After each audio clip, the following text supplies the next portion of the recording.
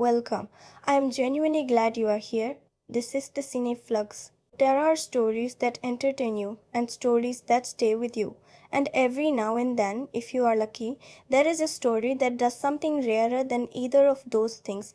It changes the way you look at the world when you step back outside of it. Spartacus, Blood and Sand, which premiered on the Stars Network on the 22nd of January 2010, is one of those stories. It arrived draped in the aesthetics of stylized action cinema, wrapped in slow motion violence and explicit content, and the visual language of Frank Miller's 300, and a great many people who encountered it in those early days saw the surface and assumed that was all there was. They were wrong. Profoundly, fascinatingly, memorably wrong. The series was created by Stephen S. Tonight, a writer whose career had been shaped by his years working alongside Joss Whedon on Buffy the Vampire Slayer and Angel 2 series that understood instinctively that genre storytelling is not lesser storytelling, that monsters and mythology and impossible spectacle can be the most honest containers imaginable for the most fragile and irreplaceable human truths. Tonight brought that sensibility to Spartacus with full intention. He was not making an action show that happened to have characters, he was making a character study that happened to have action. The distinction matters enormously, and it is what separates this series from the dozens of sword and sandal productions that came before and after it. This story is set in the final years of the Roman Republic, somewhere around 73 BCE, in a world of staggering inequality and blade-taking cruelty dressed in the beautiful clothes of civilization. We follow a Thracian warrior, a man whose name we do not even know at first, whose identity has been so thoroughly erased by circumstance that even his most fundamental sense of self becomes something he has to fight for and earn back. He is played by Andy Whitfield, and I will return to what Andy Whitfield did with this role in great depth, because what he did was extraordinary, and it deserves more than a passing mention. Alongside him, and often against him, we have John Hannah as Batiatus, the Lannister who owns the gladiatorial school, the Ludus, where our protagonist is enslaved and trained. We have Lucy Lawless as Lucretia, Batiatus's wife, whose ambitions and intelligence and moral complexity make her one of the most compellingly written characters in the entire series. We have Manu Bennett as Crixus, the garage champion who becomes simultaneously a rival, an antagonist, and eventually something altogether more complicated. And we have Peter Mensa as Dr. Ray, known in the arena as Onomavos, whose journey through this first season is as quietly devastating as any story thread the show constructs. This is at its heart a story about what it costs to become a symbol.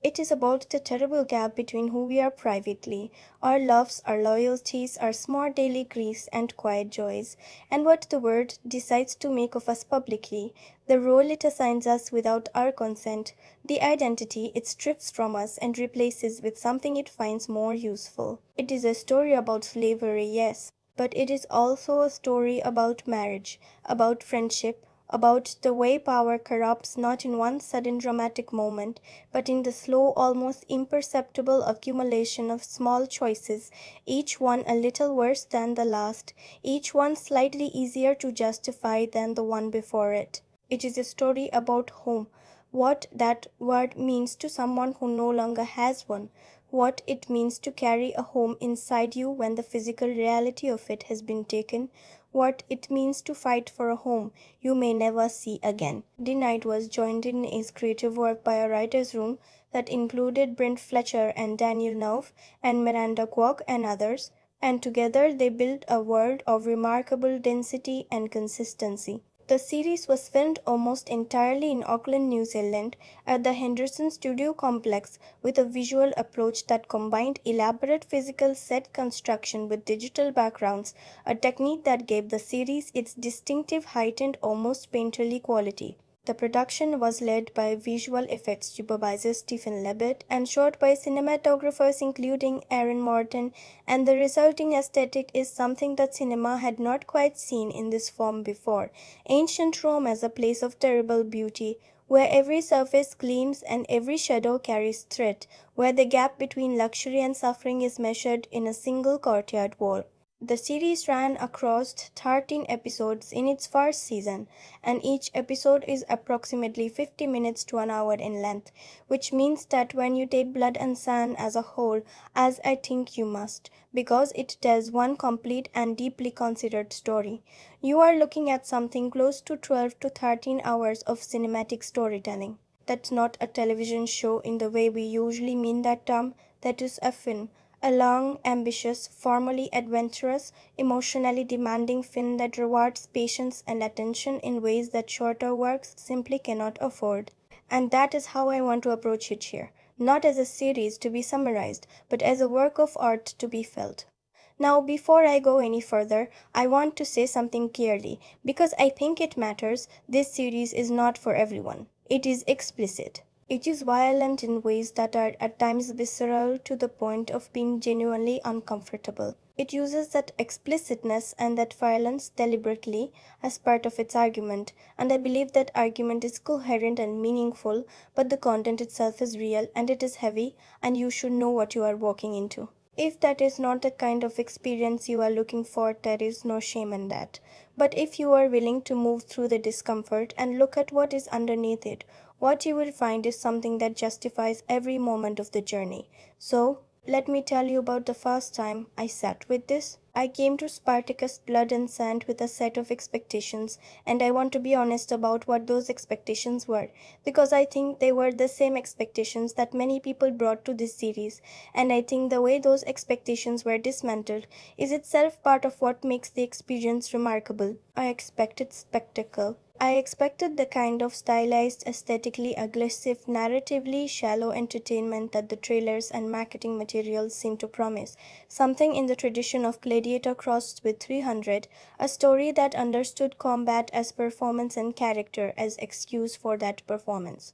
I expected something that I would enjoy on a purely kinetic level and forget almost immediately, something that would give me adrenaline and take nothing from me, demand nothing of me, leave no mark. I was wrong from the first scene. The series opens not in Rome, not in an arena, not in the middle of combat, but in a field, a green, quiet, almost startlingly peaceful field in Thrace, a land that feels genuinely remote from the gilded horror of Rome, a land that breathes differently, that moves at a different pace, that carries a different quality of light. And in that field there is a man and a woman, and between them there is a tenderness, so unguarded, so specific, so free of performance or posturing, that it immediately announces what kind of story this is going to be. This is not going to be a story about a warrior who is defined by his strength. This is going to be a story about a man who is defined by what he loves, and the camera knows it, the framing knows it. The entire visual grammar of the opening sequence is organized around the idea that the most important thing in this man's world is not a weapon or a victory or a title. It is her. It is the woman standing beside him. It is the life they have built together and the future they are quietly, privately imagining. What struck me most about those opening minutes was the quality of the stillness. In a series that would become famous or notorious, depending on your perspective, for its relentless kinetic energy, its slow motion combat sequences, its almost operatic scale of physical action, the decision to begin in that particular quiet was so deliberate and so knowing that I immediately understood I was in the hands of storytellers who knew exactly what doing. The stillness at the beginning is not rest, it is the thing that gives the storm its meaning. You cannot feel the loss of something you never saw held. You cannot grieve the destruction of a world you were never shown. The opening sequence of Spartacus, Blood and Sand is an act of profound narrative generosity. It gives you something to love before it takes it away, and it trusts you to carry that love through everything that follows. The atmosphere the series creates from its very first frames is one of compressed duality, two words held in tension, each one defining the other by contrast. There is the world of the Thracians, raw, elemental, bound to land and loyalty and personal code, a world where honor is not a political abstraction but a lived practice, where the relationship between a husband and wife is the most sacred unit of social organization, where the stars are not omens of empire but simply the sky at night. And then, pressing in against that world from every direction, there is Rome, magnificent, ruthless, absolutely certain of its own superiority, treating every life that falls outside its definition of civilization as a resource to be used or a threat to be eliminated, or, most devastatingly, both at once. I came in expecting entertainment. What I found in those first 45 minutes was something closer to grief. The grief of watching a man enter a world that does not recognize his humanity, armed with nothing but his love for a woman he can no longer reach, forced to fight and bleed and perform for people who see him as livestock with an interesting talent for survival. And the thing I keep returning to, the thing that has stayed with me across every revisit, is the way Andy Whitfield's performance carries that grief without ever making it theatrical. He does not signal his suffering. He does not perform his loss in ways designed to prompt our sympathy at carefully timed intervals. He simply exists inside it moment to moment and trusts the audience to meet him there. That kind of restraint is its own form of artistry, and it set a tone for the entire first season that I do not think the show ever lost. When I first sat with this series, I expected something loud. What I found was something that knew how to be quiet, and that is a much rarer thing. Now, let me walk with you through what this story actually is, not as a summary of events, but as a lived experience retold. Because the distinction matters enormously when we are talking about a story this layered and this deliberate. The emotional journey of Spartacus, Blood and Sand, is structured like a descent, not a descent into despair. Though there is despair here, there is despair that will hollow you out if you let it, but a descent into a kind of truth. The story begins with a man who has a name, a purpose, a love, a home, and a future that feels, if not certain, at least possible. And then, step by step, with a patience and a precision that lesser storytelling would never permit itself, it takes all of those things away, not randomly, not truly for cruelty's sake, but in a way that reveals with each loss something essential about the systems of power that made those losses inevitable. Each thing that is taken from our protagonist is not just a personal tragedy, it is an indictment. It is an argument made in the language of suffering about how the world is organized, who benefits from that organization, and what it costs the people at the bottom. The story begins properly in Thrace, where we learn that our protagonist, this man whose name we do not yet know, is a warrior pledged to fight alongside a Roman auxiliary force led by a legate named Claudius Glaber. He is not a slave at this point. He is an ally fighting under an agreement bound by his word and by the common cause of defending his people's territory against the shared enemy, the Getae. And the Romans, in their casual institutional way, simply decide to change the terms of that agreement without consulting him. They decide that his people's fight is not strategically valuable, that his homeland can wait, that his loyalty is a resource to be redirected rather than a relationship to be honored, and he refuses. He refuses in the only language that the moment makes available to him violence, defiance, the absolute physical insistence on his own right to decide what cause he bleeds for. That refusal is the first domino. What follows from it his capture, the brutal separation from his wife Surah, his condemnation to the arena with the expectation that he will be killed quickly and uselessly for the crowd's entertainment, follows with the cold logic of a system working exactly as it was designed to work. He did not fail to understand the rules. The rules were designed to make his failure inevitable. That is the first terrible lesson of the story, and it is delivered not through dialogue or exposition, but through the sheer accumulating weight of what we watch happen. Action after action, choice after choice, each one made by people who have the power to make it, and who never for a single moment consider that the man on the other end of their decisions is a person with a life that matters. But something happens that the system did not plan for. He survives, not just survives, he fights with such desperate, incandescent ferocity that the crowd, that Roman crowd trained to reward performance, finds itself on its feet. They do not know his name. They call out to him. And the name that comes back, drawn from the mythology of a Thracian king, given to him by people who have no idea what they are doing when they give it, is the name that will outlast all of them. Spartacus. He is given annulment in that moment of being named by the very system that tried to destroy him. Something begins. Something that will take a long time to fully catch fire, but that once lit, cannot be extinguished. What makes the story extraordinary is not what happens from here. What makes it extraordinary is how it happens.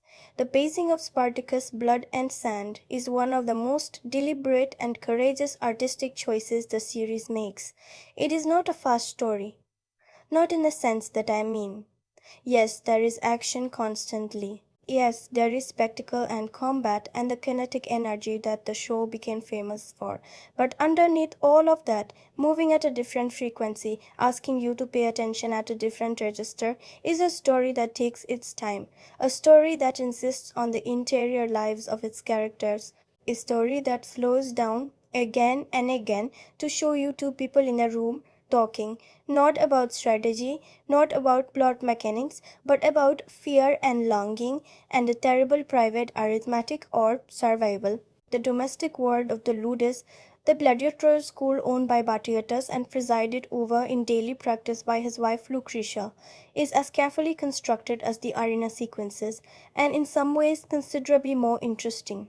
Because this is where power actually lives. Not in the sands of the arena, where it performs itself in blood and spectacle for the entertainment of those who already have it, but in the corridors and bedchambers and dining rooms, where deals are made, where loyalties are purchased and betrayed, where the gap between what people say and what people want is the most dangerous territory in the story. John Hanna's Batiatas is one of the great tragic comic figures of this kind of storytelling. A man who wants desperately to be important in a world that has decided he is not. A man whose intelligence and ambition are real, but whose moral flexibility is absolute. A man who makes every wrong choice with such conviction and such specific human logic that you understand him even as you watch him destroy everything around him, even as you watch him destroy everything around him. He is not a villain in the traditional sense. He is something more frightening. A person who has convinced himself that the terrible things he does are simply what it takes to succeed in the world he inhabits. And Lucy Lawless's Lucretia matches him at every step, cooler, sharper, more self-aware in some ways, equally capable of devastation, and carrying beneath all of her calculation a core of genuine feeling that the series reveals slowly, carefully, in ways that never feel like excuse but always feel like explanation. The character of Crixus, the Gallic champion played by Mano Bennett, serves a function in the story that I find deeply intelligent. He is, for much of the first season, positioned as an antagonist. He is the obstacle between our protagonist and survival. He is the established power within the closed world of the Ludus, the man who has already made his accommodation with the system, who has found a way to be something inside it, the best, the champion, the first among slaves, and who therefore has a stake in preserving the order that grants him that status. His hostility towards Spartacus is not irrational. It makes perfect, internally consistent sense.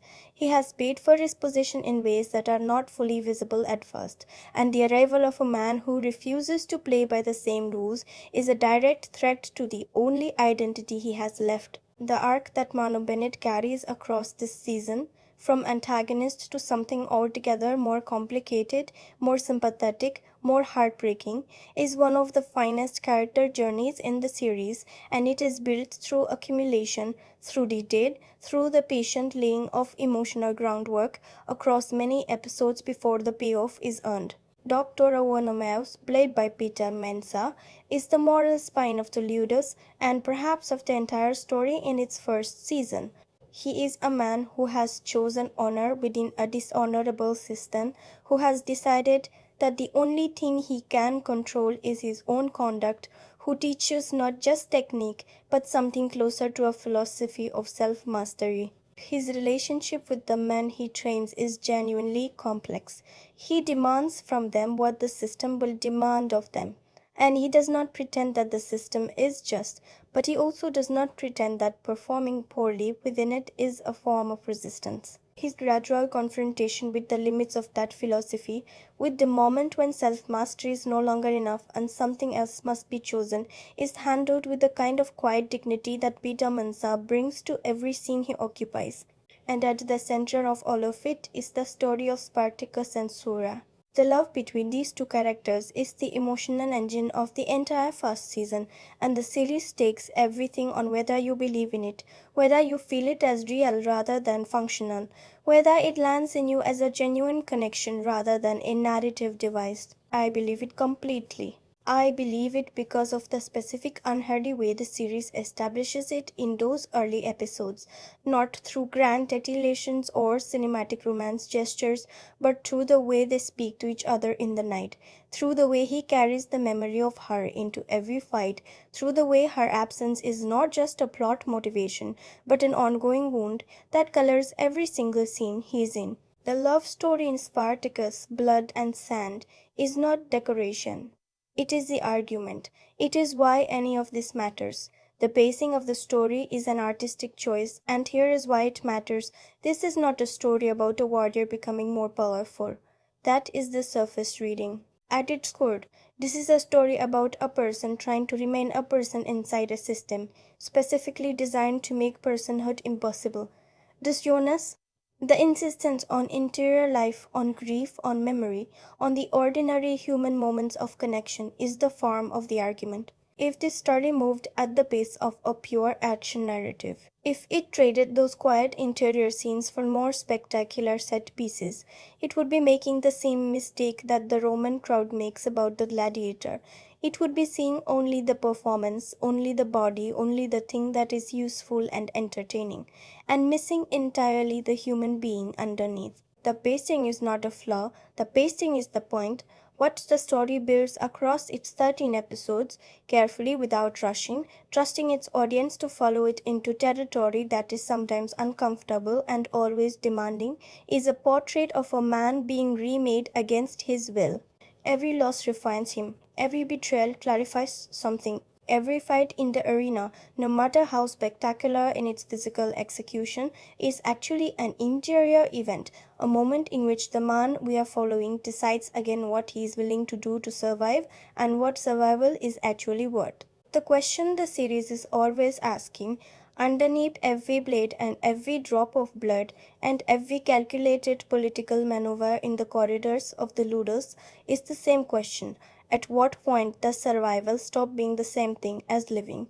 The story does not answer that question cheaply. It does not give you a moment of clear resolution where the hero decides that enough is enough and the revolution begins. It builds and it builds through setback and compromise and the slow accumulation of specific griefs until the moment when the choice becomes unavoidable, not because it is finally the right tactical decision, but because everything else has been taken and there is simply nothing left to lose. And when that moment comes, and when it is expressed not in a speech but in an action that is so immediate and so irreversible that it changes everything in an instant, the series has prepared you so thoroughly for what it means that you feel it not as a narrative event but as a kind of release. Like something that was always going to happen has finally happened and the world has changed and it cannot be unchanged. That is where the story shifts completely. And that shift, what causes it, what it costs, what it makes possible, is something I want to give you in the detail it deserves. But before I do, I want to step back and look at what this series achieves in its performances, in its writing, in its visual language, in its sound, in the thousand small and large craft decisions that add up to the experience of watching it. Because understanding what this series does and how it does it is not separate from feeling it. It is the thing that makes the feeling possible, and that is the conversation I want to have with you in the next part of this essay. This is the Cine Flux, and we are just getting started. Here is the thing about great performances, and I mean truly great ones, the kind that do not announce themselves, the kind that do not come with a visible seam between the actor and the role, the kind that make you forget, moment by moment, that you are watching a craft being practiced rather than a life being lived. Here's the thing about them. They're almost always built on restraint, not on the big scenes, not on the monologues or the confrontations or the moments of peak emotional intensity that the awards ceremonies celebrate and the trailers extract and the highlight reels preserve. They are built on the small scenes, the glances, the silences, the way a body holds itself in a room, the way an eye moves when a character hears something they have been afraid to hear, the way a person breathes when they are trying not to feel what they are feeling. That is where the real work lives, and that is exactly where Andy Whitfield lived in Spartacus, Blood and Sand. What he accomplished in this role is something I keep returning to, something I find more remarkable with every revisit, because the more you understand what the role demanded of him and what the conditions of its production were, the more the achievement glows. Whitfield was a Welsh-born actor who had made his way to Australia, built a career across television work, and had never carried anything at the scale of a major prestige production. He came to this role without a Hollywood resume designed to justify the casting, without the kind of star-making prior credit that usually precedes a leading role of this magnitude. He came to it with his instincts, his physicality, his intelligence, and something that showrunner Steven S. Knight recognized immediately and spoke about with genuine awe, a warmth, a specific unperformable human warmth that no amount of technical skill can manufacture if it is not genuinely there. Knight said it directly when he spoke about the casting process. When Andy Whitfield walked in, he looked like everything Spartacus should look like. But more than the physical presence, which was undeniable, it was the combination of hardness and warmth, the ability to be simultaneously a warrior and a husband, a man of violence and a man of tenderness, without either quality undermining the other. Most actors can play one or the other. Very few can hold both at the same time, in the same moment, without the audience feeling the effort. Whitfield did not seem to be holding anything. He simply was both of those things, simultaneously and completely, and the camera felt it in every frame. Think about the scene early in the series before everything falls apart, where he and Sora stand together in the firelight and he speaks to her about the future. It is not a long scene, it is not a dramatic or loaded scene in the conventional sense, nothing of plot consequence happens in it. And yet, it is the scene that makes the entire rest of the series possible because it is the scene where you completely and irreversibly believe in this love. You do not believe it because the writing tells you to believe it, though the writing tells you to believe it, though the writing is doing its work quietly and well. You believe it because of the way Andy Whitfield looks at her, because of the specific quality of his attention. The way he is not performing love for an audience but simply and genuinely focused on this person, present in this moment, holding this thing that he values above everything else. It is the scene I keep coming back to. And the reason is not what happens in it. The reason is what it costs the rest of the series to destroy what is established in it. The physical transformation Whitfield underwent for the role was its own form of artistry. He trained extensively, building a body that could credibly inhabit the world of the arena, that could make the combat sequences feel genuinely dangerous rather than choreographed. And this is harder to achieve than it might sound, because an actor who is visibly performing combat at the edge of his physical capability produces a fundamentally different quality of tension than one who appears to be operating well within it. Whitfield inhabited his physicality with the same quality of naturalness that he brought to his emotional work. The body was not a costume. It was an extension of the character. The body of a man who has been fighting his whole life, who carries that history in the way he moves, who does not need to announce his capability because it is visible in every step he takes. But here is what I keep returning to when I think about what Andy Whitfield did with this role. Here is the part that earns its place in any honest accounting of what this series achieves. The scene in which he is given the name Spartacus, the moment in the arena where the crowd calls out to him, and the name that will define him for millennia lands on a man who had a different name, a different life, a different future, until someone decided that none of that mattered. Watch his face in that moment. What's the complexity that moves through it? Not triumph, not satisfaction, not the clean emotional resolution that a lesser performance would reach for in a moment of apparent victory. What is on his face is something closer to grief, the grief of a man who understands in this moment of being publicly celebrated that he is being completely erased. The name they are giving him is not his name. The story they are writing onto his body is not his story, and he has no power to refuse it. He can only carry it forward into an arena that will keep demanding more of him, toward a future that belongs to a legend rather than a man. The grief in that moment is the whole essay of the series in a single expression, and I do not know another actor in this role who would have found it. Moving from performance to the writing that shapes those performances. And here the series reveals another layer of what it is actually doing, another register of intelligence that operates beneath the spectacular surface. The screenplay of Spartacus Blood and Sand is frequently praised for its action sequences and its plotting, and those praises are deserved. But what I find genuinely remarkable about the writing, what separates it from the functional competence of most genre television, is its understanding of how power operates through language. Every scene in the Ludus, in the corridors of Roman privilege, in the domestic spaces where Batiatas and Lucretia navigate their ambitions, every one of those scenes is constructed around the gap between what is being said and what is actually happening. The dialogue is almost never about what it appears to be about. Two characters discussing a business transaction are actually negotiating a power dynamic. Two characters sharing a meal are actually calculating each other's vulnerabilities. Two characters expressing concern for each other are actually establishing leverage. This is not a simple lighting choice.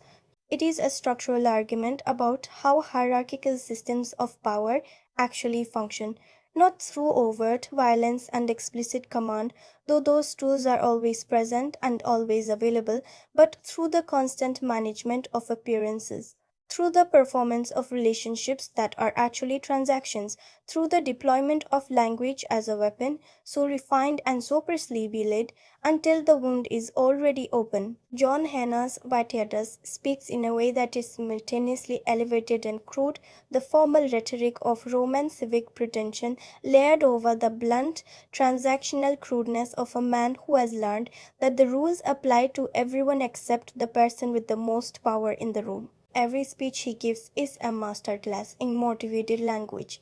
Words chosen not to communicate meaning but to produce effect, sentences structured not to convey truths but to manufacture perception. Hannah plays every one of those speeches with perfect intelligence.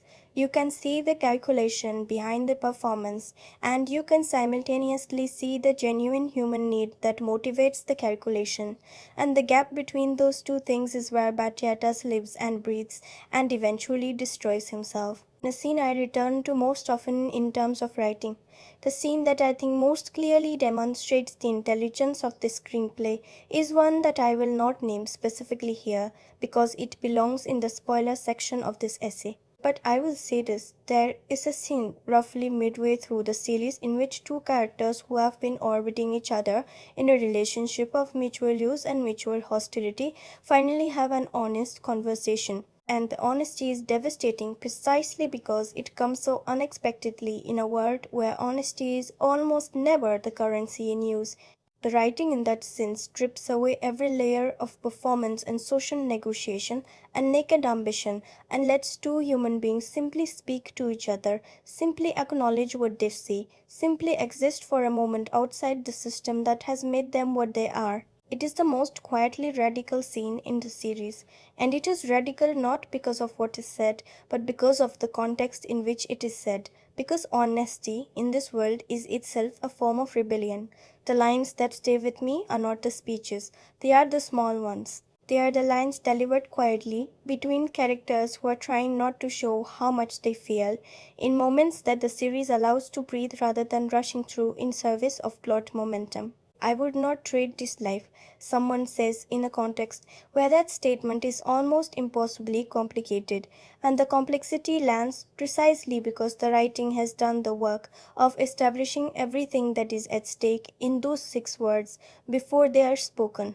Now let me turn to the visual language of this series because it is, in ways that I think have been consistently undervalued and misunderstood, one of the most deliberate and coherent visual dramas that American television had produced to that point. The surface reading of the visual style of Spartacus, Blood and Sand, is stylized action cinema influenced by Zack Snyder's 300, and that reading is not wrong. The influence is visible and acknowledged. The hyper-stylized slow-motion combat sequences, the digitally enhanced color palette that pushes contrast and saturation to add an almost painterly quality, the use of composited digital backgrounds to create a room that is simultaneously ancient and heightened, recognizable and slightly unreal. All of these owe a clear debt to the visual language that 300 brought into mainstream commercial consciousness. But here is a thing about that comparison that I think consistently misleads people who make it. In 300, the visual style is primarily about aestheticization. It is about making violence beautiful, making war spectacular, making the body heroic in its extremity. The style is the content. In Spartacus, Blood and Sand, the visual style is doing something more complicated and more interesting. Cinematographer Aaron Morton, working alongside the Knight and the directors who rotated across the series, used the heightened aesthetic not to aestheticize the violence but to contextualize it. The slow motion does not exist to make the combat look beautiful, it exists to make you watch it, to prevent you from looking away, to force you to be present in the moment of violence rather than being allowed to experience it at the safe distance that naturalistic staging would provide. And when you are forced to watch, when the slowing of time removes the possibility of comfortable distance, what you see is not heroism. What you see is horror dressed in the costume of spectacle. What you see is a human body being destroyed for the entertainment of people who do not consider that body to be fully human. That distinction between aestheticizing violence and contextualizing it is the difference between exploitation and argument, and it is the distinction that the show's most thoughtful critics recognized and its most casual critics miss. There are three shots, three specific visual compositions that have stayed with me across every viewing, that I find myself returning to in the way you return to certain paintings or certain photographs, because they seem to contain within themselves something that the surrounding narrative is still in the process of saying. The first is an aerial shot, or a shot that has the quality and feeling of an aerial perspective of the arena floor during combat, looking down at the fighters from a vantage point that is explicitly the vantage point of the Roman crowd. From up here, the fighters are small. They are figures in a pattern. They are aesthetically arranged rather than humanly present. And the composition understands this, uses it, makes you aware that you are in the crowd's position, that you are the person for whom this spectacle is being performed, that your enjoyment of the action is exactly what the system requires and exactly what makes the system possible. It is the most genuinely uncomfortable shot in the series. It places the camera in the position of complicity and makes you feel the weight of that position. The second is a shot of Spartacus alone in his cell, at night in a space that is barely large enough to hold him, and the framing is so tight and the walls so close that the screen itself seems to compress. The physical world is closing in on him, and the camera is not standing by to observe that compression with aesthetic detachment.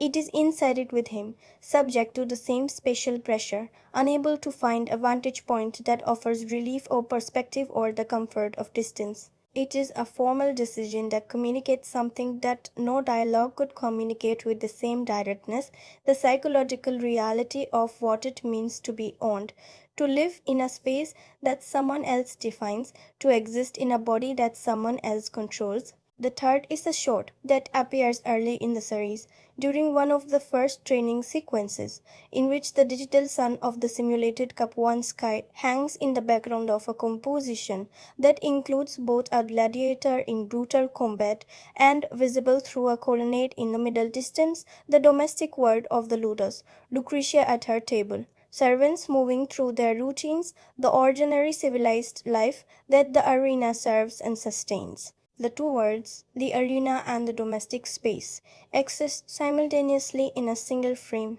neither one able to pretend the other is not there, and the composition makes the argument without a word of dialogue. This beautiful life is built on this violence. The beauty and the violence are not separate things, they are the same thing, seen from different angles.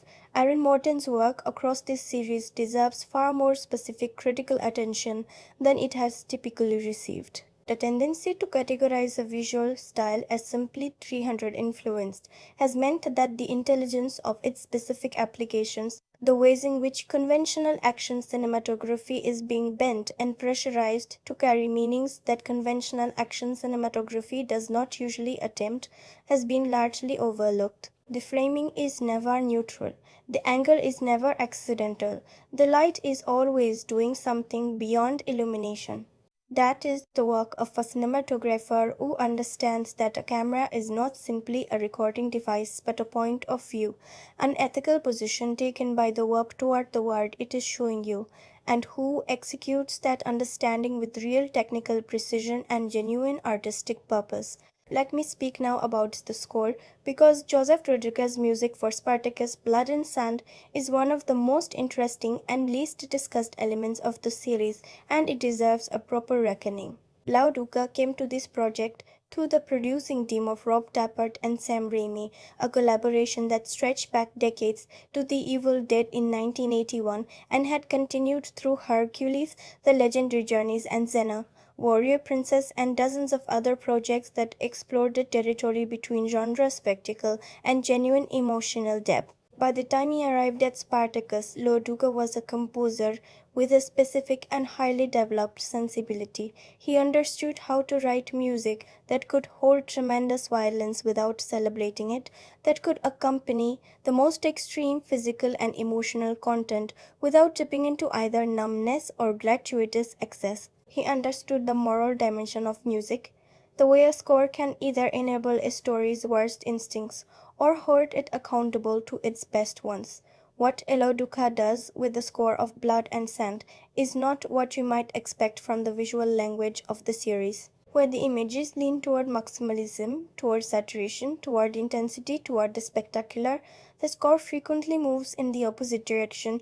At the moments of greatest violence, the music often pulls back, becomes spare, creates space rather than filling it. This is a deeply considered choice. Music that swells during violence says, "This is exciting, this is heroic, this is the climax you have been building toward."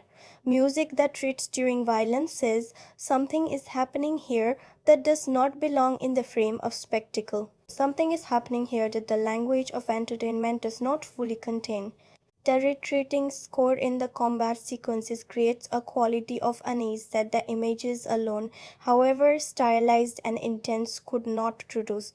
It is the sound of the story refusing to fully endorse what it is showing you, pulling away from its own most spectacular moments with a kind of moral reticence that is itself a form of argument. When the music enters fully, in the quieter scenes, in the domestic spaces, in the moments between violence, when this series is most purely about human beings trying to survive with some remnant of themselves intact, it carries a melodic quality that is almost anachronistically tender. There are themes in this score that would not be out of place in a genuinely intimate drama.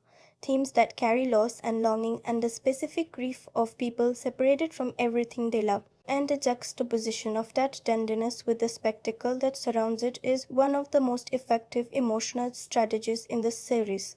The music tells you what the genre is trying to tell you. You should not feel. It keeps insisting on the interiority that the action sequences cannot quite reach. It is the emotional conscience of the series, and it operates quietly, steadily, across every episode, reminding you that underneath the blood and the spectacle and the political intrigue, what you are actually watching is a love story, a story about grief, a story about what a person is willing to become to reclaim what was taken from them. The use of silence is equally considered and equally important. The arena sequences, those moments that define the series in its popular reputation, are frequently punctuated by passages of near complete silence, in which the only sound is the physical reality of combat, the impact of bodies, the breath of exertion, the specific sounds of a world in which violence is not mediated by convention or distance. That silence in a production this sonically rich and texturally dense is startling every time it appears. It forces a kind of attention that music and sound design cannot compel. The silence is the equivalent of the slow motion camera, a former device that says, do not look away from this, do not let the rhythms of entertainment allow you to process this as entertainment. Be here, feel the weight of this. That is the instruction of the silence, and it is one of the most effective formal choices the series makes. Let me speak about craft and construction in the fullest sense, the way every technical layer of this production is aligned in service of a single, coherent artistic vision. The production design of Spartacus Blood and Sand, overseen at the Henderson Studio Complex in Auckland, New Zealand, created a physical world that is simultaneously convincing and openly artificial, a world that acknowledges its own construction even as it asks you to inhabit it. The Ludus is a real physical space, built practically, occupying real three-dimensional volume, and the actors move through it with the authority of people who genuinely know where things are, who have spent enough time in this space for it to feel inhabited rather than dressed. And around that physical core, the digital extensions and composite backgrounds create a room that exists at a careful aesthetic distance. Not naturalistic, not attempting to pass for documentary reality, but stylized in a way that consistently signals its own constructedness. This is ancient Rome as a myth of itself, as the story that Rome told about itself, magnificent and terrible and beautiful and cruel in equal measure.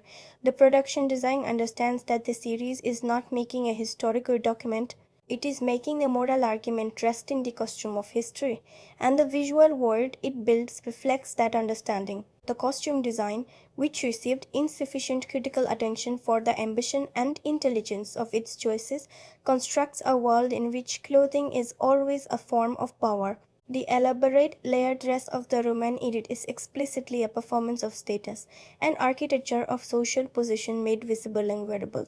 The near nakedness of the gladiators is its mirror image, the absence of clothing as the absence of citizenship, the exposed body as the sign of a life that belongs to someone else. The contrast between these two visual vocabularies, between the dressed and the undressed, the clothed and the exposed, carries the series' central argument in visual form throughout every scene, every frame, every moment in which both worlds appear in the same composition. The editing rhythm of the series, led by editors including Sean Lahiff and others across the 13 episodes, is one of its most sophisticated craft elements and one that operates so smoothly that its intelligence can be easy to miss. The cuts between the arena and the domestic spaces are never random and never simply functional. They are timed and calibrated to create specific juxtapositions, to put the reality of one world in dialogue with the performance of the other, to create meaning through proximity that neither world could generate alone. The cut from a moment of extreme arena violence to a moment of domestic severity is not a tonal contrast for its own sake. It is a visual argument about the relationship between those two worlds, about the way one depends on and enables and is sustained by the other. Every such cut is a sentence in the series' ongoing argument. Together, they build an indictment that no single scene could construct alone. This is what it means to think of a series as a unified work of art rather than a collection of individual episodes, to recognize that the meaning lies not just in each moment, but in the relationship between moments, in the patterns that only become visible across the full duration of the work, in the cumulative effect of choices that each appear small and local, but together constitute a sustained and coherent artistic statement. Spartacus, Blood and Sand is that kind of work, and that is why it rewards the attention it asks of you.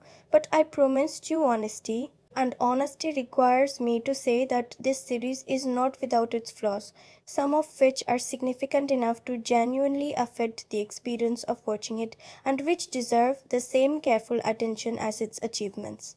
The most immediately apparent weakness of Spartacus, blood and sand, the one that has driven away the largest number of potential audiences before they have had a chance to discover what the series actually is the quality of its digital visual effects in the first several episodes. The composite backgrounds that create the broader world of Capua and the arena are, in 2010, working at the edge of what the production's budget could support, and in certain shots they show the strain of that limitation.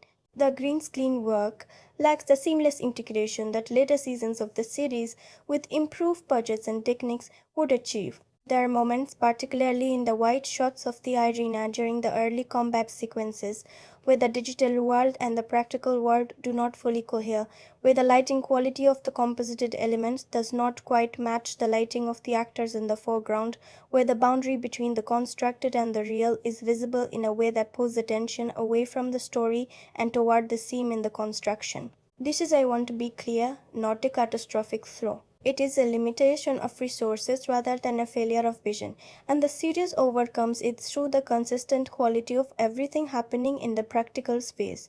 The performances, the physical staging, the costume and production design that occupy the foreground of every frame.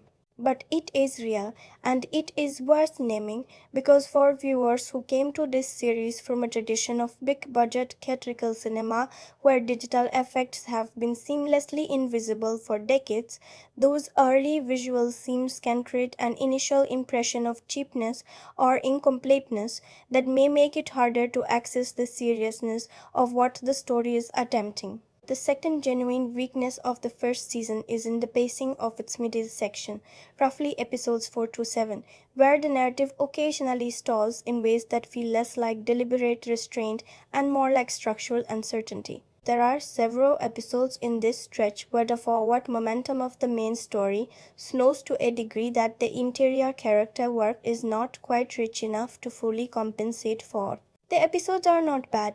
There is no episode of Blood and Sand that I would describe as bad, but they represent moments where this series is marking time rather than building, and the difference between those two things is perceptible to an attentive viewer. The romantic subplot involving Crixus and Navia, which will eventually become one of the most genuinely moving threads in the entire series, is developed somewhat unevenly in this stretch, introduced with urgency and then allowed to sit without significant development for several episodes before being returned to. The result is a slight hollowness at the emotional core of a character who deserves fuller treatment earlier than he receives it.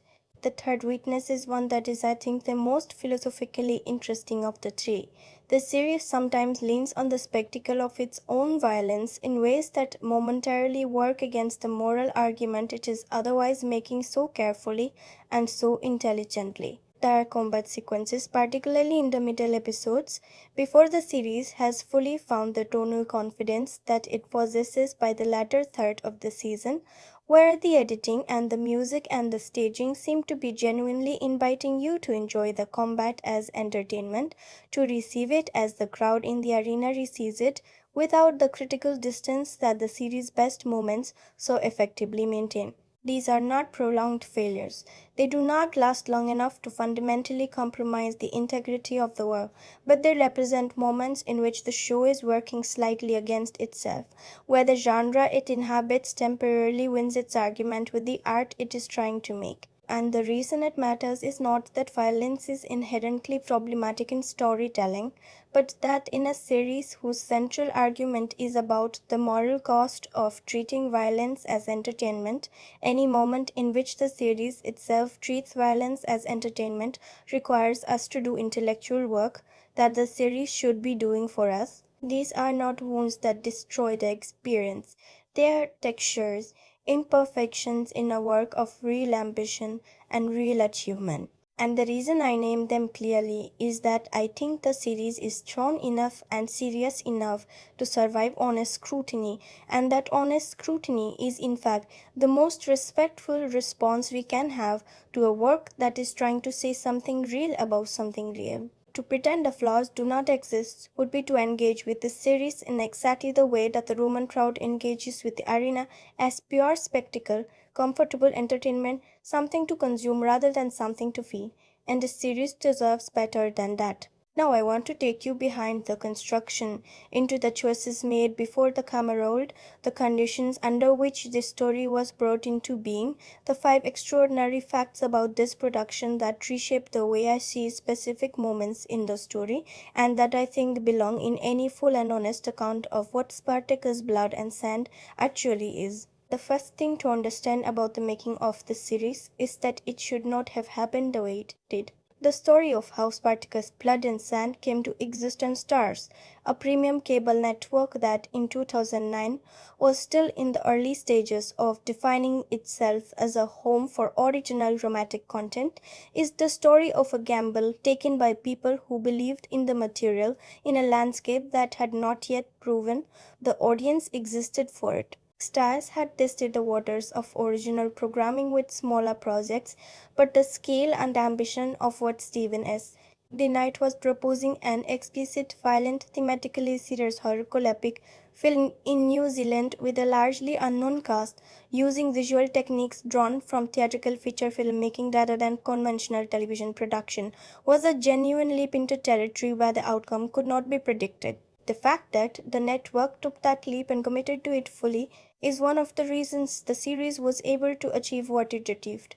Stephen S. The Knight did not come to this project as a prestige television auteur.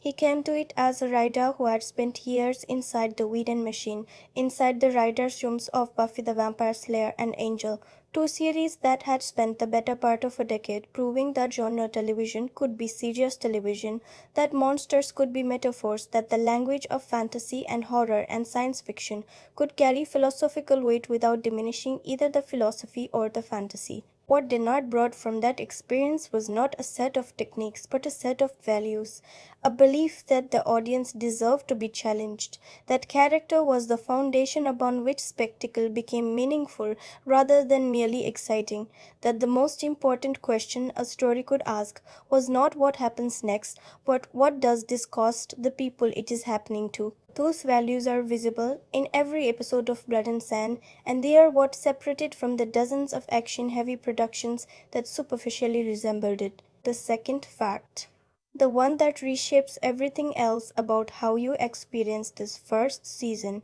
is the story of Andy Whitfield and his health. After filming on Blood and Sand concluded and while the series was in post-production, Whitfield was diagnosed with non-Hodgkin's lymphoma. The series premiered in January 2010, and the diagnosis became public in March of the same year, just weeks into the broadcast run. The impact on the production was immediate. Plans for a second season were suspended. Rather than replacing Whitfield immediately, the producing team, the Knight, Rob Tappert, Sam Raimi, and Josh O'Donnell, made a decision that speaks to who they were as collaborators and as human beings.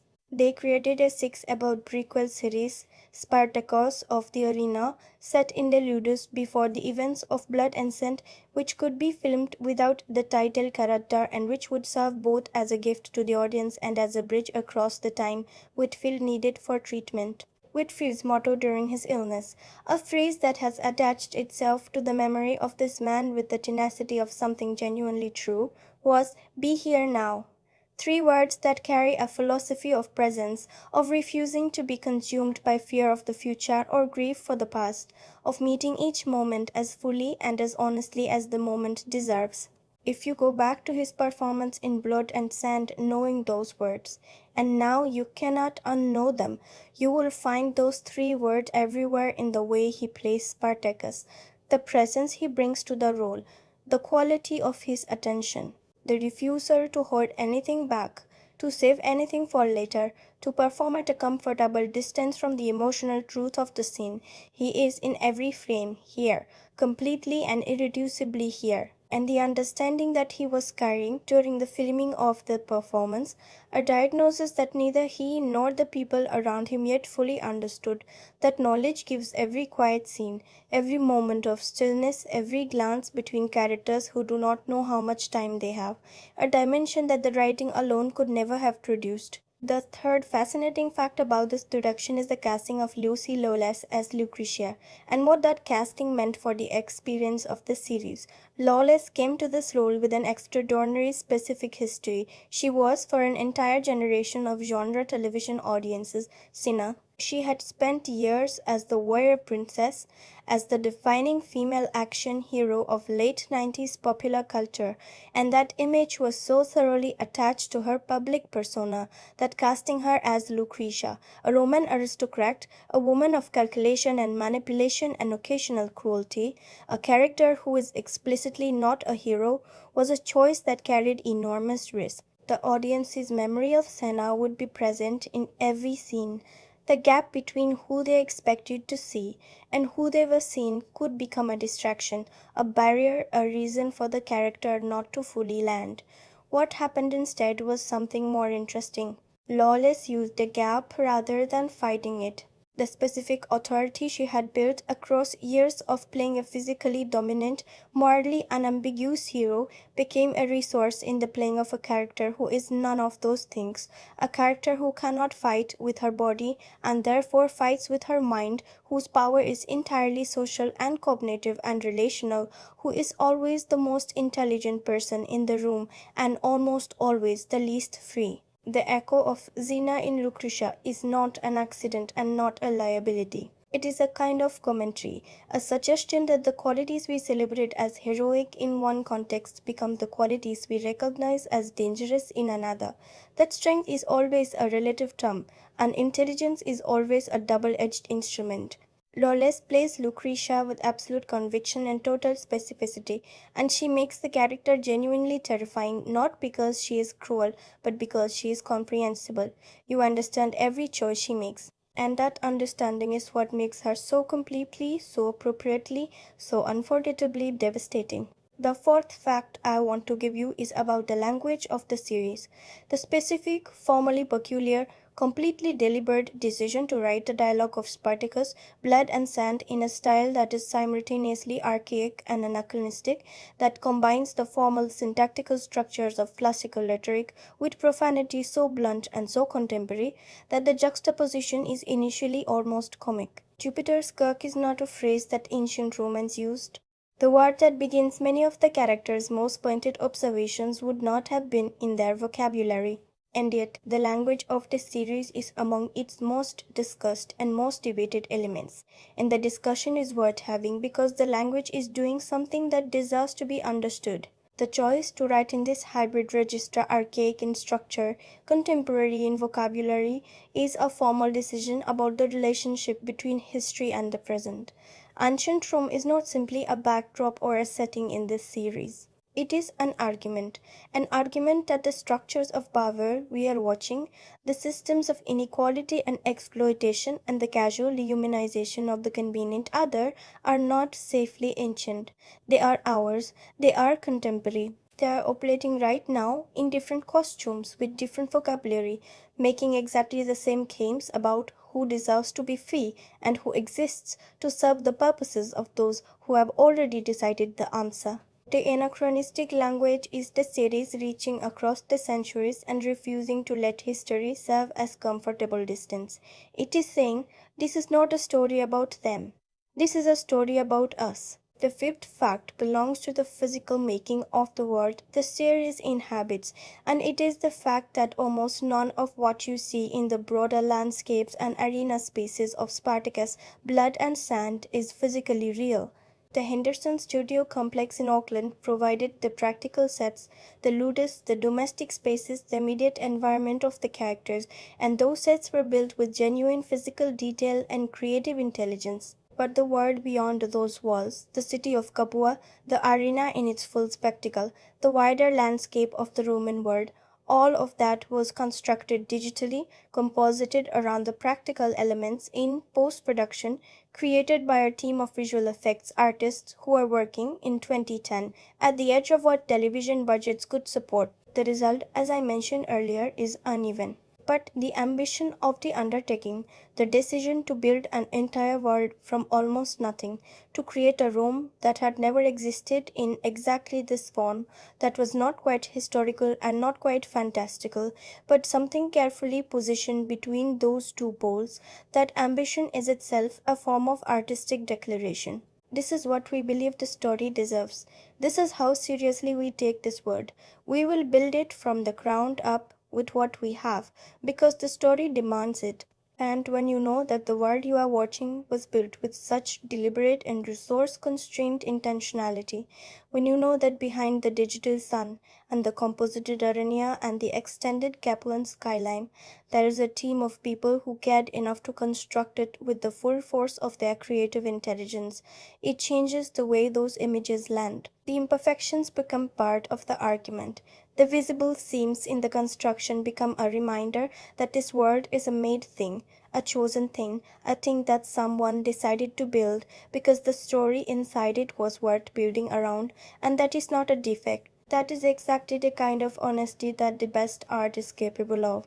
These 5 facts, the creative gamble of the network, the philosophy of presence that Whitfield brought to his role and to his illness, the casting of Lawless against type and against expectation, the deliberate linguistic anachronism, and the entirely constructed physical word, together describe a production that was at every level the product of choices, specific, considered, philosophically informed choices. And when you watch the series knowing those choices were made, knowing why they were made and what they were trying to achieve, every frame becomes richer, every performance becomes more layered, every moment of visual poetry or narrative intelligence becomes more fully itself. This is the Cine Flux, and we are building towards something.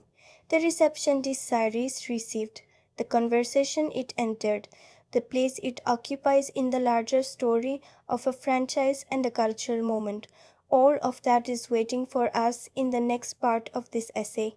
There is so much more to say. When a series arrives the way Spartacus, Blood and Sand arrived, with marketing materials that leaned heavily into the spectacle, with a premiere date in January that placed it in the television calendar's quietest valley, with a network that was still in the process of proving to the industry and to its subscribers that it could produce work of genuine artistic ambition, the question of how the world receives it is never straightforward. The critical apparatus and the audience do not always agree. The people who decide what is worthy of serious attention and the people who simply sit with a story and let it land on them are not always reading the same thing when they watch the same frames. And in the case of this series, the gap between those two responses is itself a fascinating story, one that tells you something important, not just about the show, but about the assumptions and the blind spots that shape the way we evaluate art. The premiere of Spartacus, Blood and Sand on the 22nd of January 2010 drew 661,000 viewers for its initial airing at 10 o'clock in the evening on Stars, a number that reflected both the network's relatively modest subscriber base of around 17 million at the time and the specific challenge of breaking through a crowded media landscape with an unknown property on a premium cable channel that many households did not yet carry. That opening number was modest, but what happened across the season's 13-week run is the story that matters. The series grew consistently, measurably, demonstrably. By the time the season was building toward its finale, single episodes were drawing cumulative audiences, counting replays on Friday and Sunday, of more than 2 million viewers, with the adults 18 to 49 demographic showing growth from 370,000 at launch to 725,000 for episodes airing in April. The season finale, titled Kill Them All, drew 769,000 viewers in the adults 18 to 49 demographic, a series high, and the cumulative viewership for the premiere episode itself grew from 1.34 million at its first airing to 2.34 million across all broadcasts. What those numbers tell you is that this was a series that earned its audience through word of mouth rather than through initial explosion. It was not a cultural event the moment it appeared. It was something slower and more durable, a show that people discovered and then told other people about, and then watched again, and then recommended again until the cumulative effect of all those individual discoveries created a momentum that the numbers could measure but could not fully account for. The series was growing because people were feeling something when they watched it, and the instinct to share something that makes you feel is one of the most reliable engines of cultural spread that exists. The critical response was a different matter entirely, and this is where the story becomes genuinely interesting, genuinely revealing about the limits of the critical apparatus and about the specific blindness that genre bias introduces into the evaluation of art. The first season of Spartacus, Blood and Sand, carries a tomatometer score of 52% on Rotten Tomatoes, reflecting a critical consensus that was divided, frequently dismissive, and in many of its individual reviews, demonstrably uninterested in looking beneath the surface of what the series was doing.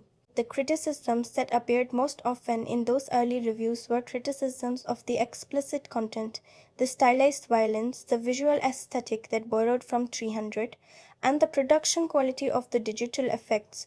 These are not illegitimate observations, but they are observations made by critics who had decided, before they had finished watching, what kind of thing this was, and who therefore could not see the kind of thing it actually was. The audience score for the same season, however, tells a different story. 88% approval, representing a response that was not just positive but enthusiastic, not just appreciative but genuinely moved. The gap between 52% critical and 88% audience is one of the largest such divergences in the history of prestige television ratings, and it is not explainable simply by the audience being less discerning or the critics being more sophisticated.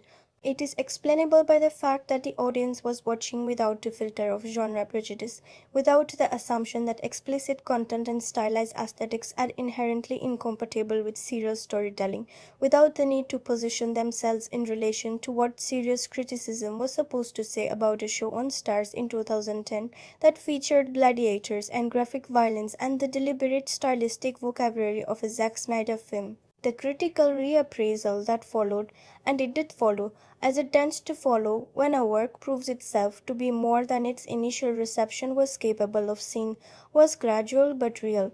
By the time the series concluded with its final season, Spartacus, War of the Damned, in 2013, the overall franchise carried a more generous critical reputation, and retrospective assessments of Blood and Sand had begun to acknowledge what the most attentive early critics had recognized and what the audience had known from the beginning. This was not a guilty pleasure. This was not a spectacle that happened to have characters. This was a work with genuine artistic ambition, genuine thematic intelligence, and a moral seriousness that the explicit content was not contradicting, but actually serving. The blood was not a distraction from the argument. The blood was part of the argument. The streaming life of Spartacus, Blood and Sand has been a particularly vivid demonstration of what second wave discovery can mean for a work that arrived before streaming culture had fully matured. The series has found multiple generations of new audiences through streaming platforms in the years since its initial broadcast run, and the evidence of that ongoing discovery is not merely anecdotal. As recently as 2010 TIFE, the full Spartacus franchise was reported to be exploding on streaming charts, described by CBR as the greatest historical drama about the Roman Empire ever made, more than a decade after the series concluded its original run. This is what happens to work that is genuinely good. It outlasts the limitations of its initial reception. It keeps finding people who need it, people for whom it says something that nothing else has said in quite the same way, people who come to it through an algorithm or a recommendation or a late night search for something worth watching and discover that they have found something worth feeling.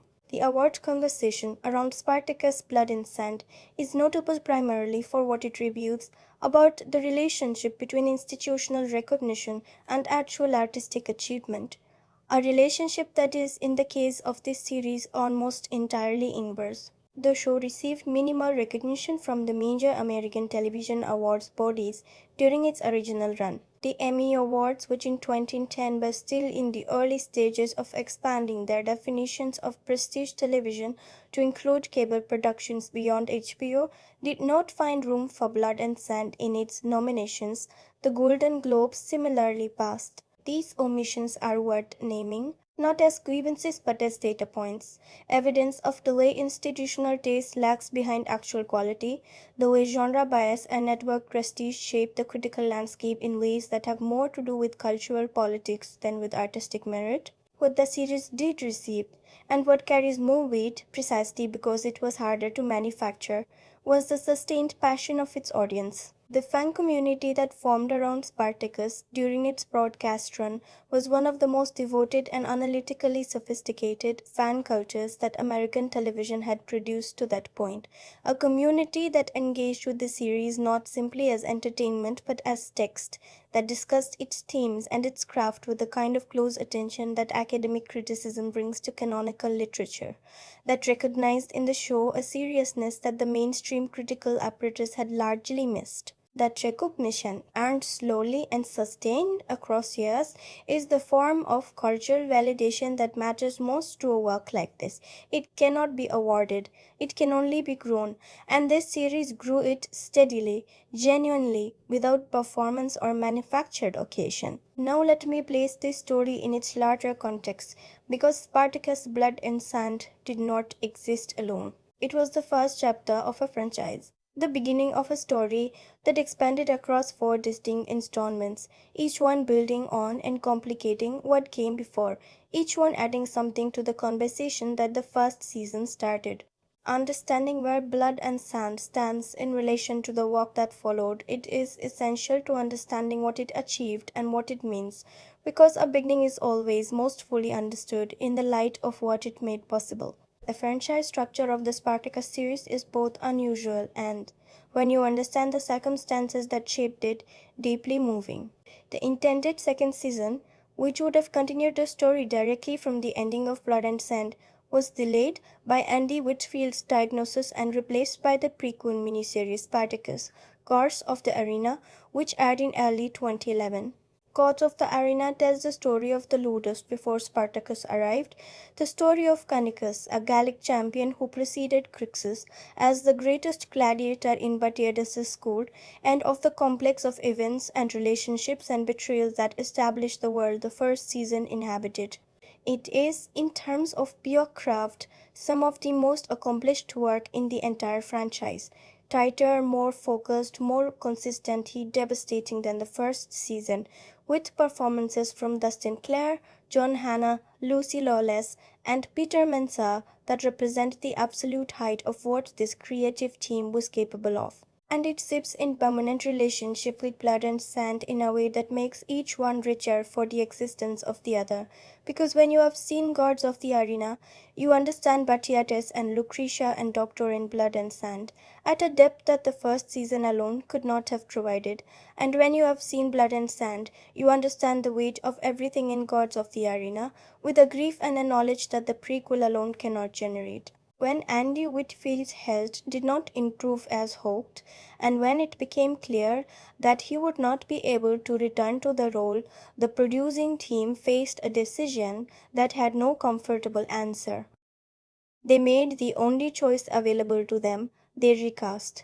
Liam McIntyre, an Australian actor who had encountered the series as a viewer and been profoundly affected by it, was given the role for Spartacus, Vengeance and Spartacus, War of the Damned.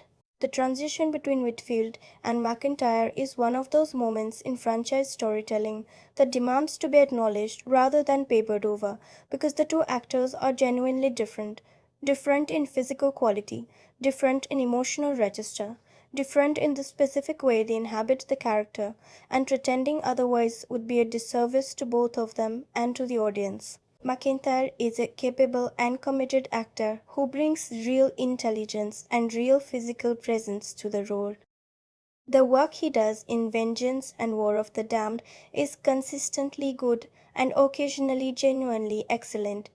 But he is not Andy Whitfield, and the series, to its credit, seemed to understand that the Spartacus of the later seasons needed to be a different person, not because of the casting change, but because the character's journey through Blood and Sand had changed him in ways that are irreversible and permanent. The Spartacus of War of the Damned is not the man who stood in that Thracian feud at the beginning of Blood and Sand.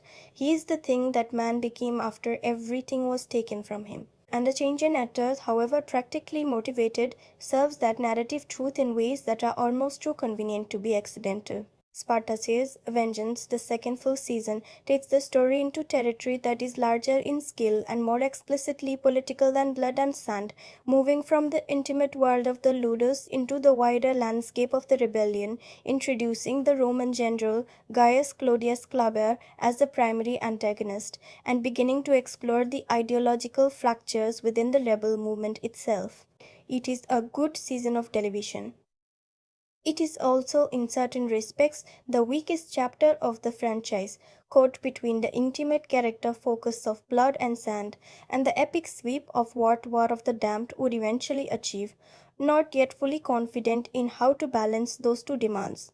The performances remain strong throughout, particularly from Manu Bennett as Crixus, whose arc across Vengeance represents the fullest realization of a character who had been building across two seasons toward this specific form of heroic tragedy. Spartacus, War of the Damned, the final season, is the franchise at its fullest and most devastating realization. It is the season in which everything that Blood and Sand planted, gods of the arena deepened and vengeance complicated finally arrives at its reckoning, in which the revolution that began in that ludus meets the full force of what Rome can bring to bear against it, and in which the question the series has been asking since its first frame finally receives its answer. The season features Marcus Licinius Crassus, played with magnificent chilling intelligence by Simon Meadows, as the Roman general who will ultimately end the rebellion, and the relationship between Spartacus and Crassus is one of the most thoughtfully constructed antagonist pairings in the entire franchise. They are mirrors of each other. These two men, both exceptional, both ideologically coherent, both capable of genuine loyalty and genuine cruelty, both shaped by systems of power they did not build but cannot escape. Their final confrontation is everything the franchise has been building toward, and it earns every moment of its weight. Where does Blood and Sand stand in relation to all of this? It stands at the beginning, which is both the most vulnerable position in a franchise and the most essential one. It is the story that made everything else possible. It is the story that established the emotional glamour, the specific combination of intimacy and spectacle, of political intelligence and personal grief, of stylized violence and genuine tenderness that the rest of the franchise would build on, refine, and ultimately bring to its fullest expression. It is not the most polished chapter.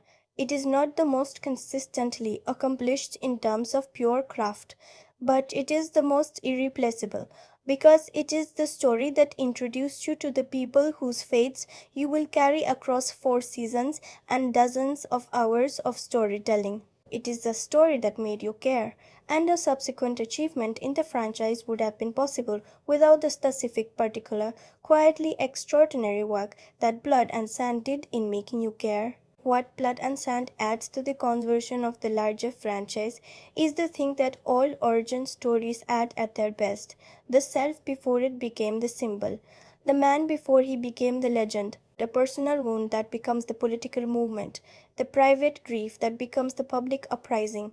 Every subsequent chapter of this franchise is about Spartacus the leader, Spartacus the rebellion, Spartacus the idea.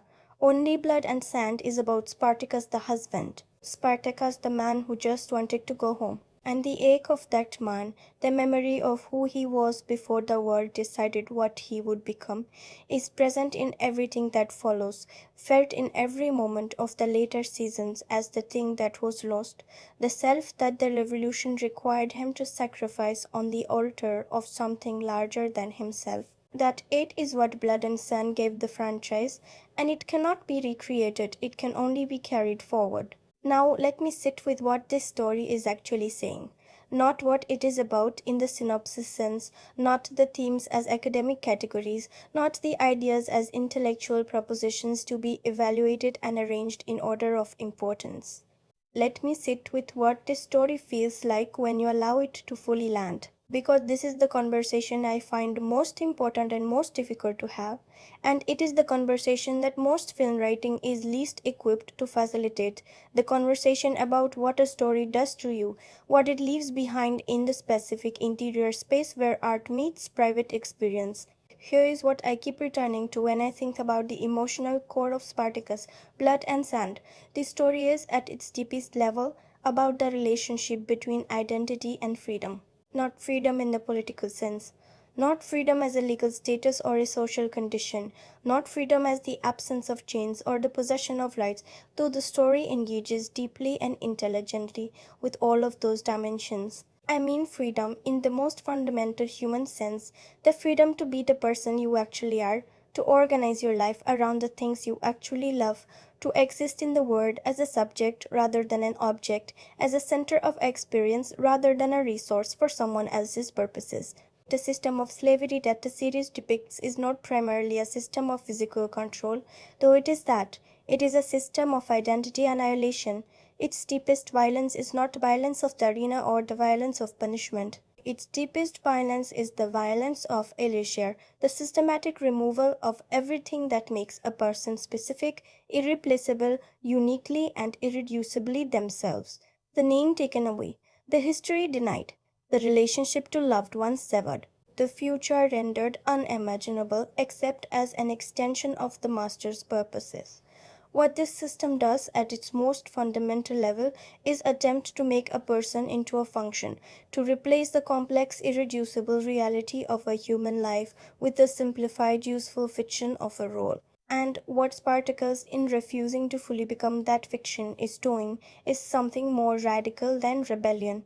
He is insisting on the reality of his own existence. He is refusing to disappear. He is saying, in the only language left available to him, that he is here. That he was here before they named him. That he will be here when the name they gave him has outlasted them all.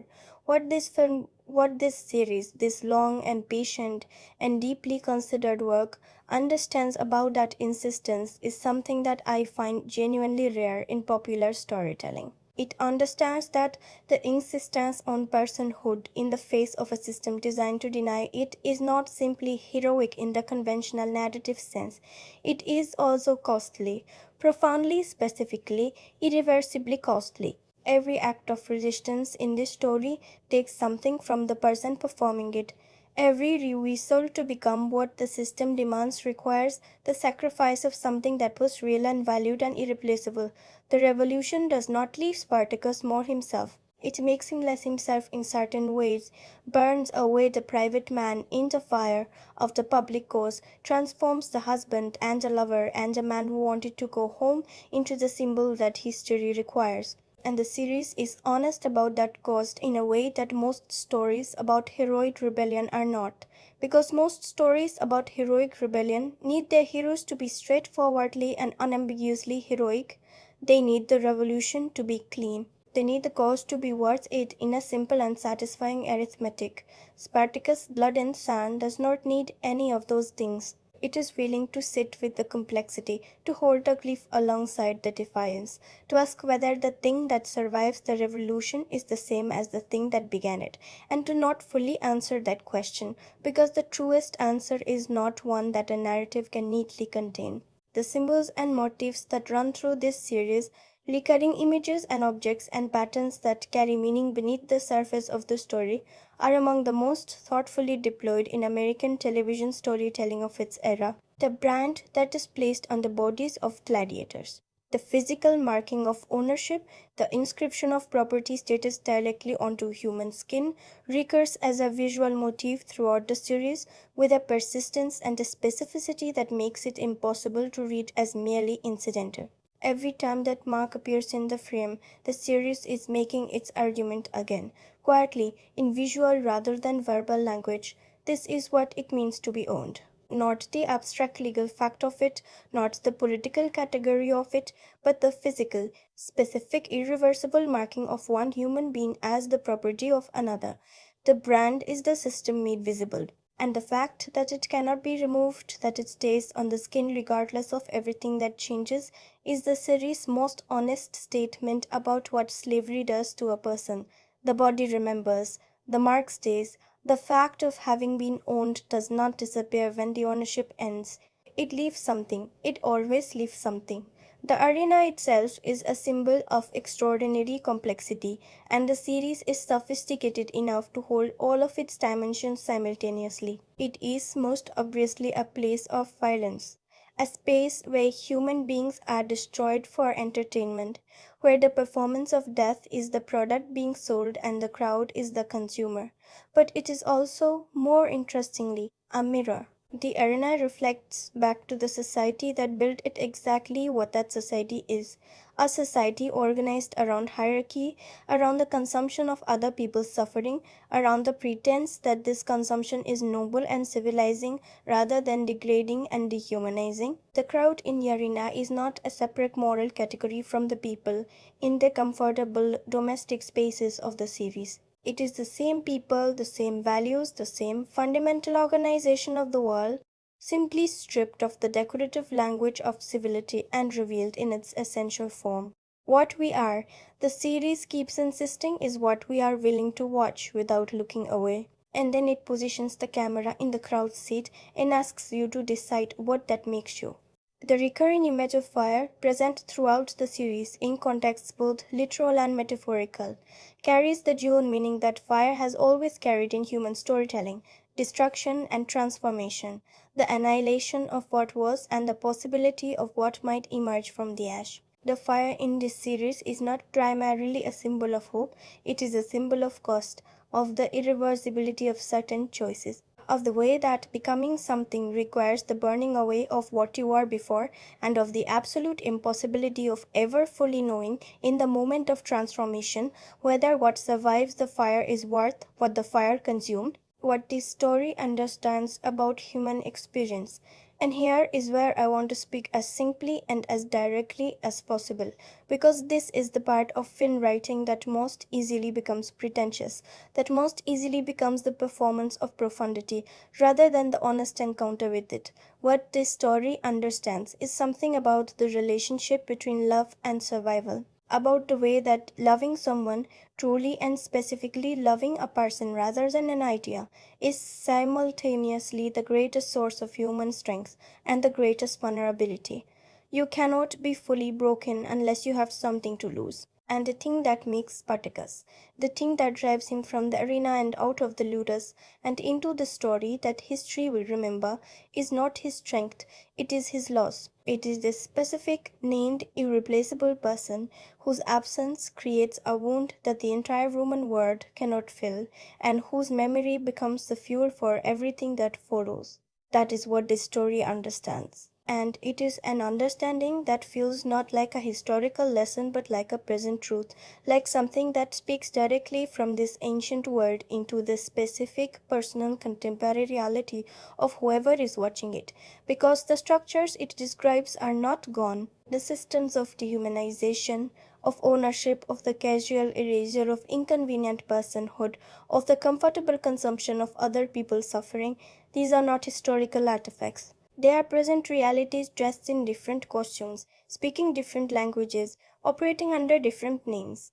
And the story knows it. That is why it writes its dialogue in the voice of the present as well as the past. That is why it refuses to make its argument in the safe distance of pure historical drama. It is reaching toward you across the centuries, and what it is reaching with is not a lesson, it is a feeling. The feeling of a man who just wanted to go home, who wanted nothing more than to live the small, specific, irreplaceable life he had built with the person he loved, and who was denied that life by people who could not see him as a person. That feeling is not ancient. That feeling is today.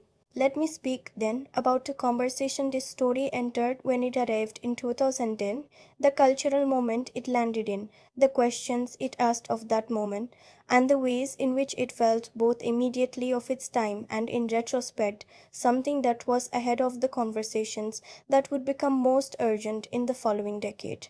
January 2010 was a specific cultural moment. America was 2 years into the Obama presidency, deep in the aftermath of the financial crisis, wrestling with questions about inequality and power and the relationships between those who had and those who served those who had, Questions that had been present in the culture for decades, but that the economic disruption of 2008 had made newly urgent and newly personal for enormous numbers of people. The language of class, of economic exploitation, of the gap between those who owned the productive apparatus and those whose labor sustained it, was returning to mainstream cultural discourse in ways it had not occupied for a generation. And into that specific moment, Spartacus, Blood and Sand arrived with a story about people who owned other people, about the systems that made that ownership possible and profitable, about the way those systems normalized and aestheticized their own violence, and about what it took to rise against them. The series did not make its political argument in the form of allegory. It did not map the Roman slave economy onto the American financial system in any schematic or reductive way. But it did something more interesting and more durable. It told a story about the psychology of exploitation with such specificity and such honesty that the audience could not help but find the contemporary resonances themselves. The story of Batiatus, a man who believes genuinely and with real conviction that his ownership of other human beings is not only legally justified but morally legitimate, who has an elaborate and internally consistent framework for understanding his own decency while performing acts of profound cruelty, is not a story about a Roman Lanista. It is a story about how ideological systems of exploitation sustain themselves through the sincerely held beliefs of the people who benefit from them. That is a story about now. That has always been a story about now. The representation that the series offered was itself significant in the cultural conversation of 2010. The enslaved community in the Ludus is deliberately multi-ethnic and multinational, Thracian, Gallic, Numidian, Germanic, and the series is careful to establish that what unites them is not a shared ethnicity or culture, but a shared condition of dehumanization.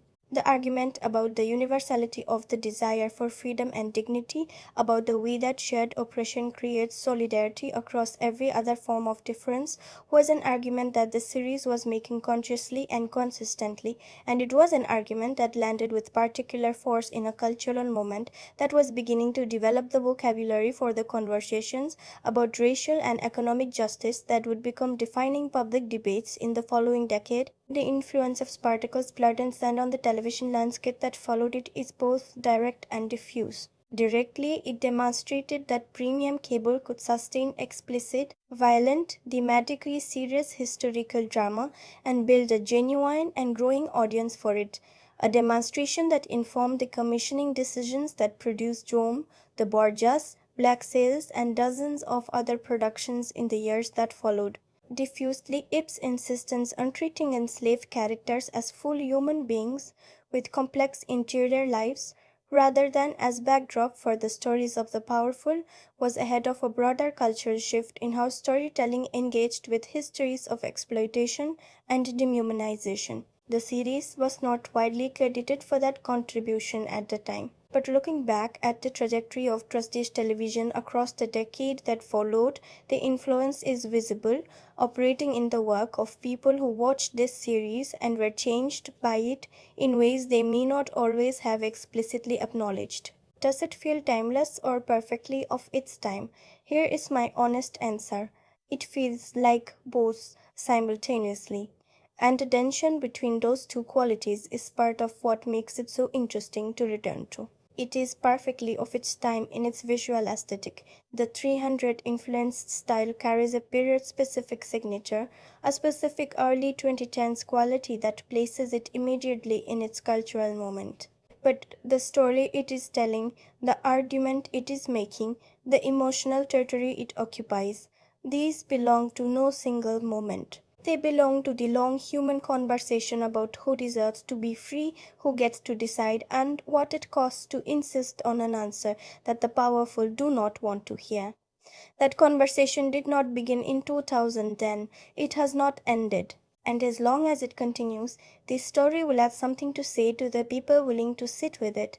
This is the Cine Flux.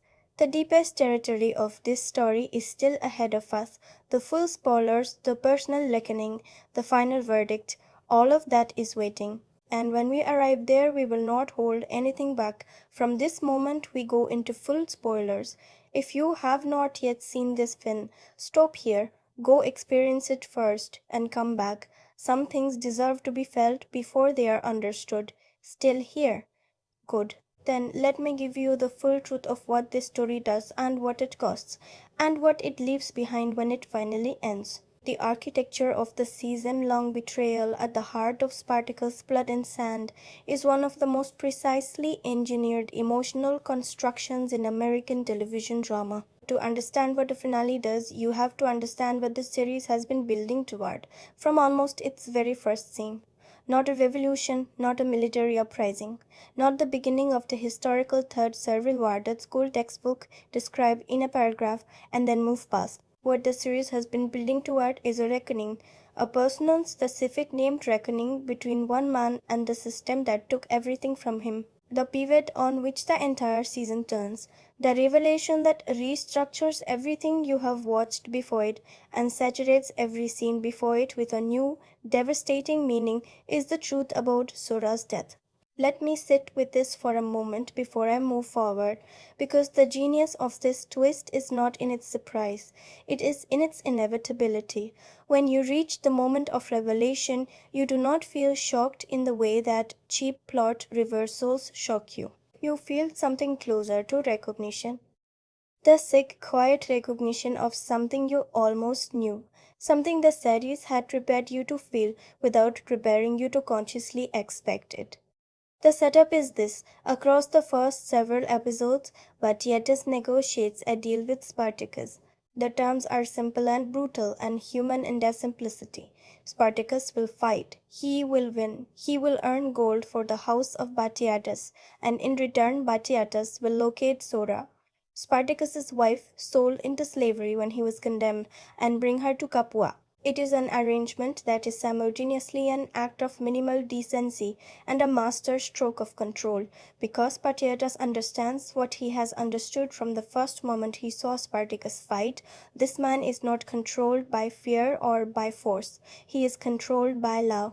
As long as Sora exists somewhere in the world, appreciable in theory, if not yet in practice, Spartacus will perform. He will win. He will not destroy the investment. And so Bacchiata sets the machinery in motion. Sura arrives. After episodes of anticipation, after sequences in which Spartacus's longing for her has been established so thoroughly that you have felt it as your own, she arrives, and she is dying. The cart carrying her pulls into the ludus, and the woman inside it is mortally wounded, and she dies in Spartacus's arms in a scene that Andy Whitfield plays with a quality of grief so raw and so specific that it bypasses every defense you have built across weeks of watching and lands directly in the center of whatever it is in you that knows what it means to lose someone. The scene is not long. It does not need to be. 12 episodes of preparation have made it the heaviest scene in the series, and Whitfield and Aaron Cummings fill every second of it with something true and aching and completely irreversible. But yet tells Spartacus that her transport was attacked. A tragic accident. Bandits on the road. He expresses his condolences with the practiced empathy of a man who has said difficult things to convenient people many times, and Spartacus, in his grief, believes him, because why would he not? He has been fighting for this man. He has been winning for this man. He has trusted that the arrangement was real. But the series is not done. Here is where it does something that I keep returning to, something that reshapes not just the finale, but everything before it. Spartacus, recovering from an injury, encounters Aulus, the coachman who transported Sarah, played with quiet but unmistakable guilt by a supporting actor who gives the game away in the specific quality of his discomfort.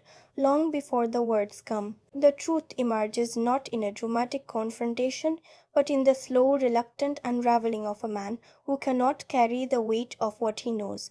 Aulus was the assassin. He killed Sura on Bacchiatus's order, not because of bandits, not because of chance, because Bacchiatus decided that a living Sura was a complication, a leverage point that once present in the ludus might give Spartacus something to protect, something to hold on to, something that could eventually supersede his usefulness as a gladiator. A dead Sarah, delivered with false grief and false condolence, was a much cleaner investment.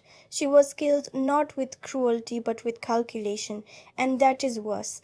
That is so much worse. Think about what that means. The man who was keeping his promise was the man who made the promise unkeepable. The person who offered to reunite him with his wife ordered his wife's death before the reunion could threaten his investment.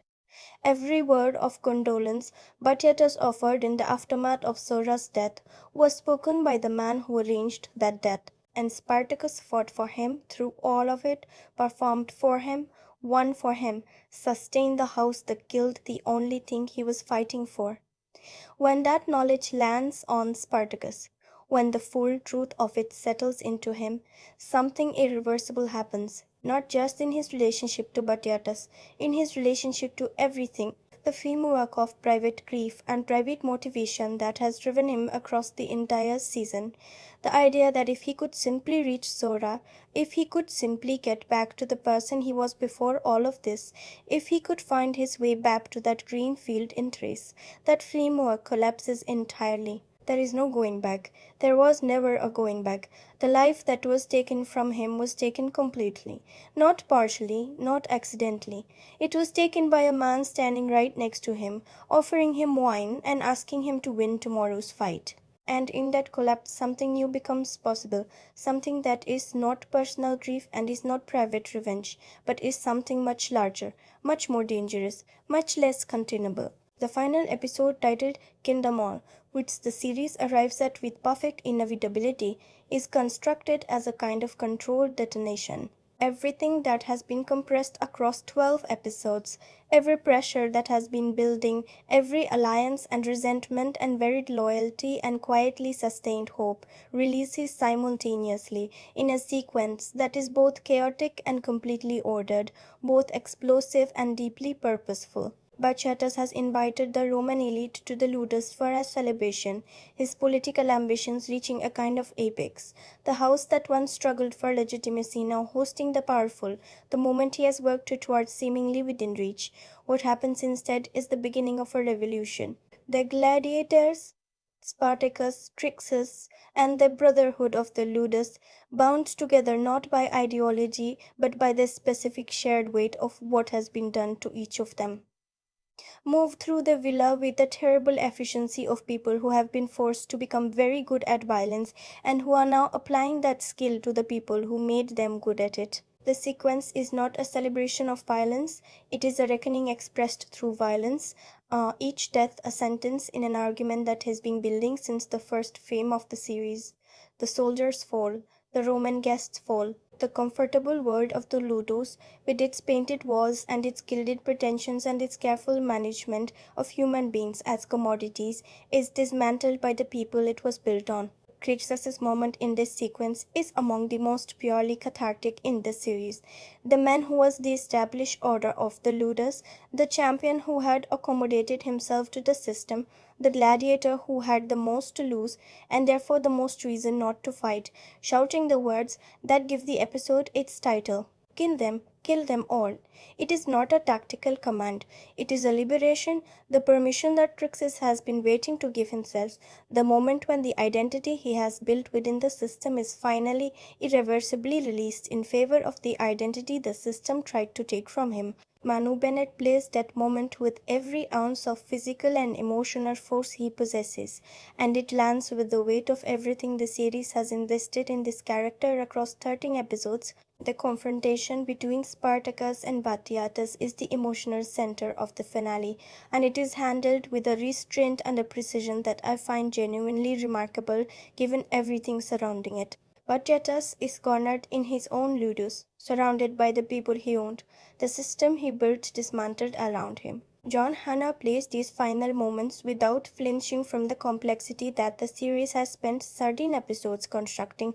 Batiatus at the end is not simply a monster receiving justice, he is a specific human being, specific in his ambitions and his insecurities, and his genuine, if profoundly compromised, love for Lucretia, confronting the consequence of having built his life on the fiction that the people around him were not fully people.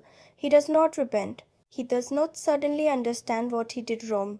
He remains to the last himself, defiant, calculating, genuinely bewildered by the arithmetic that has made him the last man standing in a room full of people who have already decided his fate.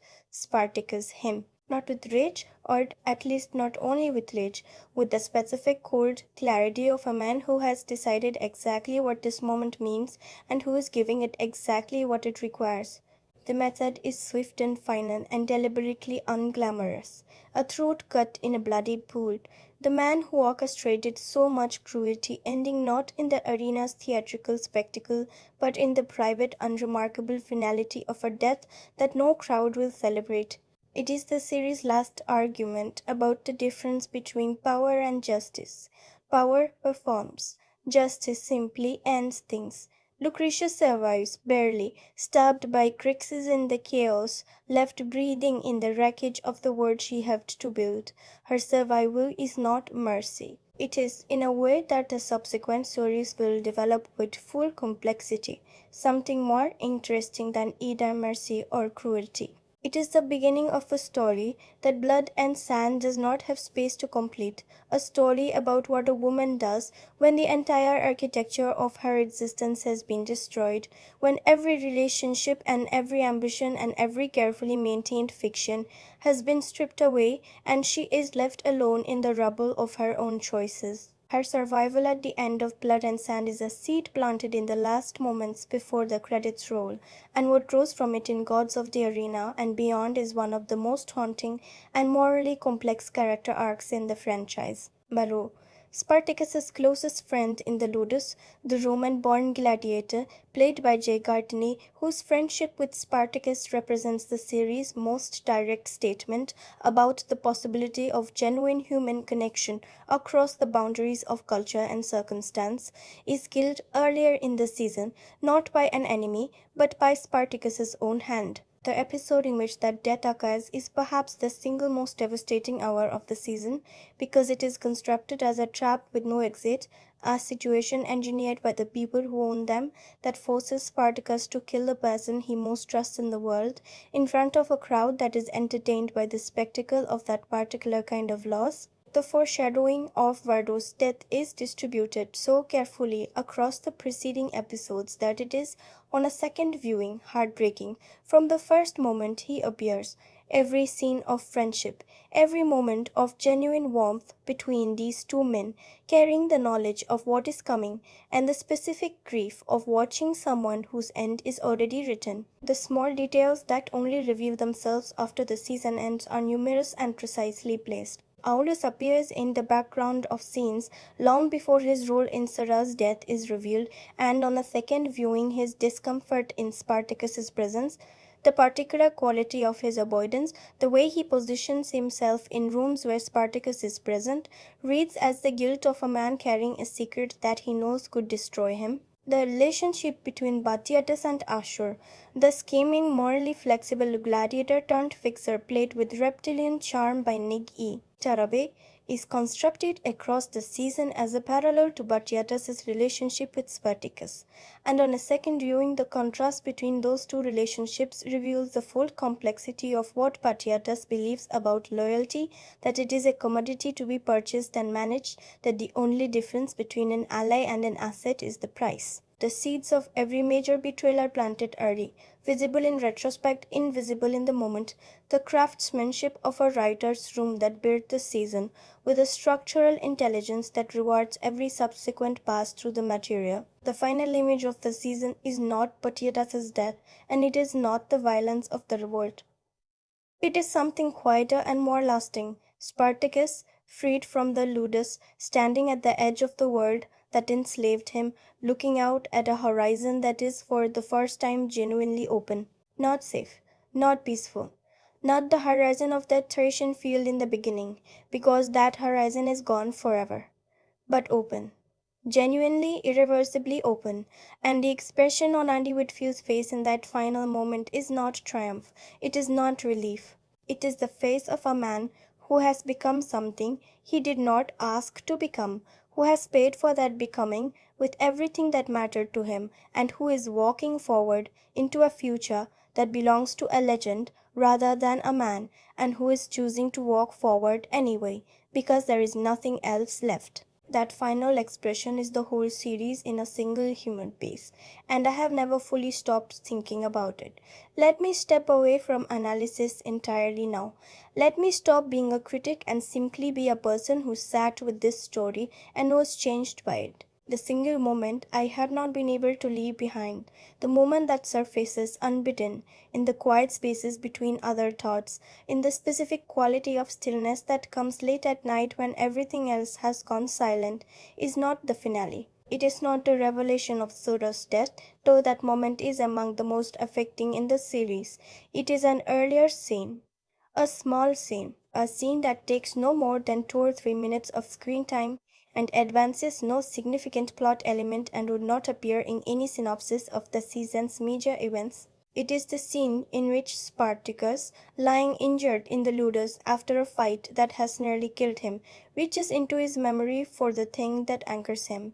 And what he reaches for is not a strategy, it is not a plan for escape or revenge or survival. It is a moment, a specific, private, irreplaceable moment with Sora, one of those ordinary moments that you do not know are precious until they are no longer available to you, one of those moments that seems like simply another moment in the accumulation of a life until suddenly it is the last thing you have left of everything that life contained. He holds that memory the way a man holds something fragile, carefully, with full awareness of its fragility, knowing that even the act of holding it too tightly might somehow damage it.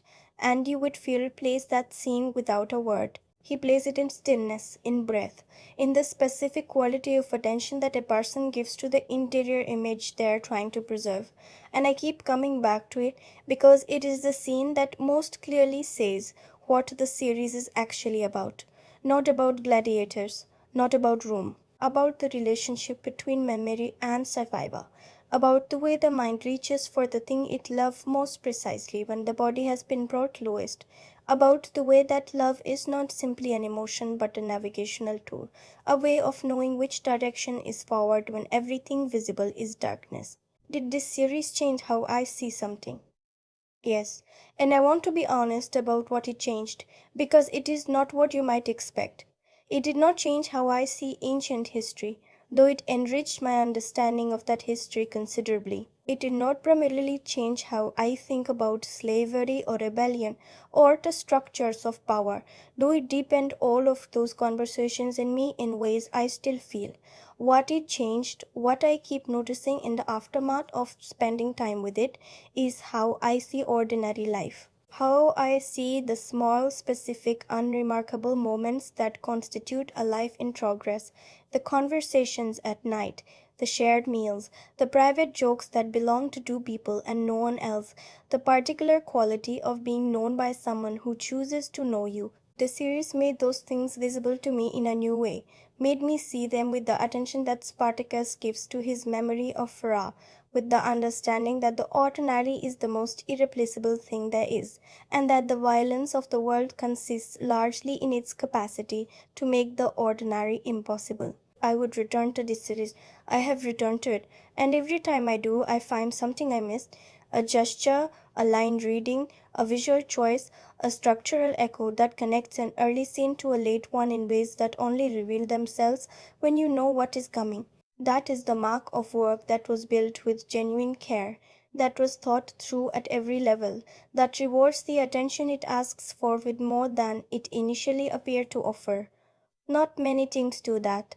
Not many things hold up under that kind of sustained attention and come back richer every time. This one does. The kind of person who will carry this series with them is someone who feels things deeply and is not embarrassed by that.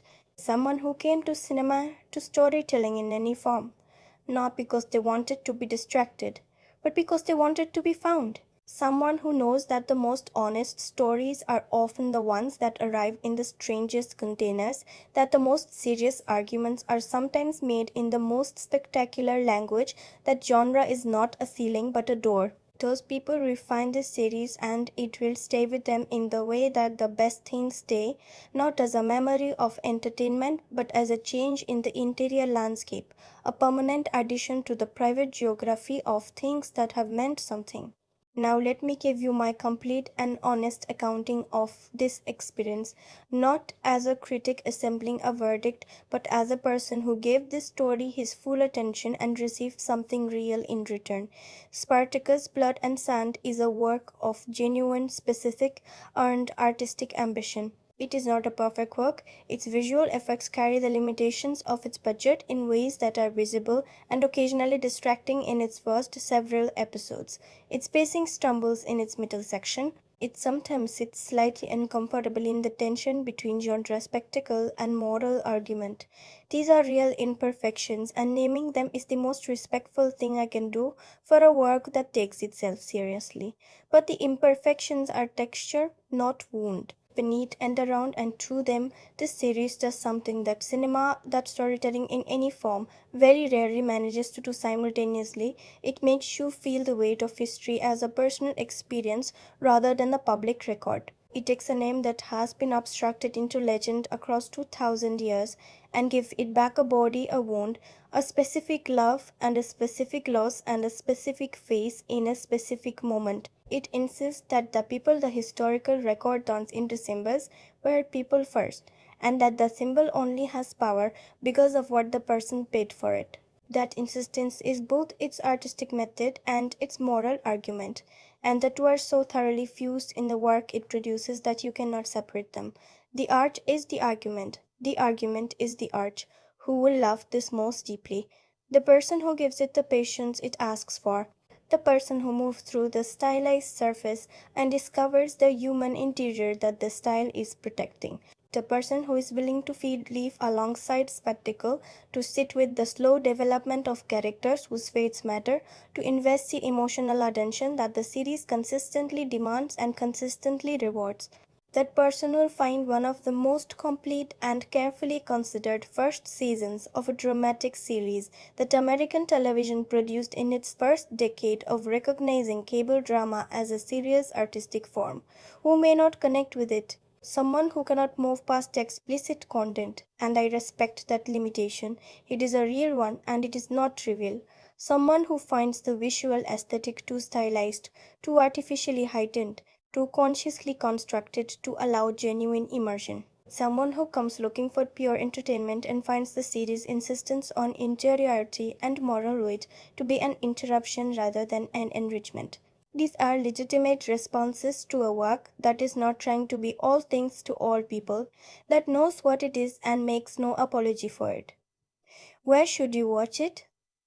On a screen large enough to honor the visual ambition of what Aaron Morton and his team constructed.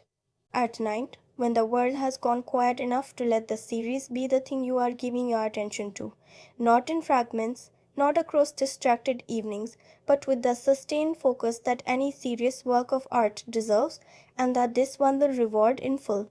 My rating for Spartacus Blood and Sand is 8 out of 10, and here is the single sentence that earns it. This is a series that trusted its audience to feel something real inside something spectacular, and the trust was justified.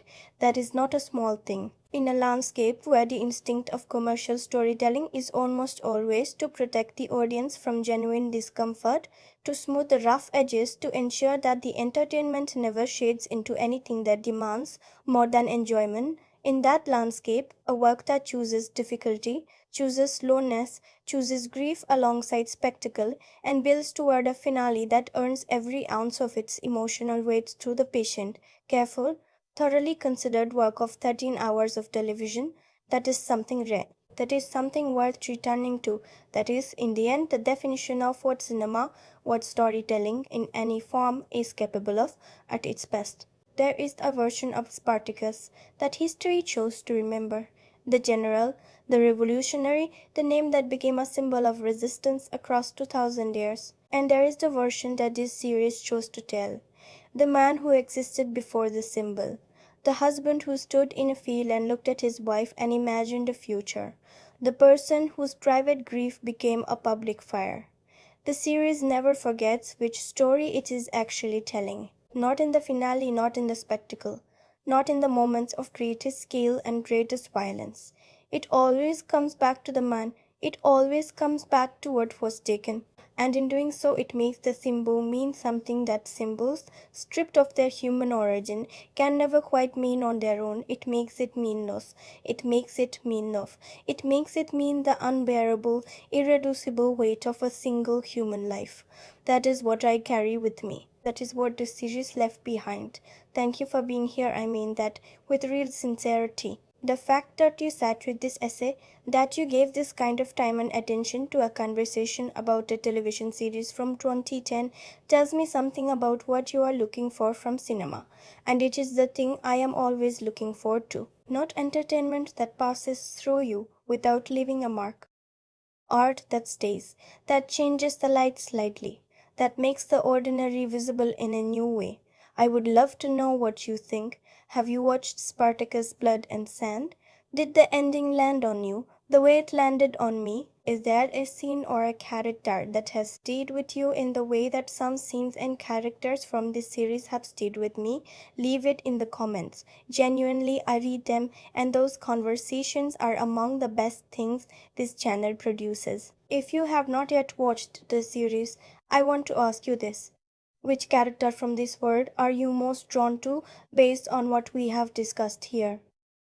Spartacus himself, carrying his grief and his impossible task, but Yatus, the man of genuine intelligence and absolute moral flexibility. Lucretia, the most dangerous person in every room she occupies. Tell me in the comments and let us start a conversation about what this series does to the people who give it their full attention. And if you have watched it, if you have carried this story in you the way I have, I want to ask you the question the series leaves you with.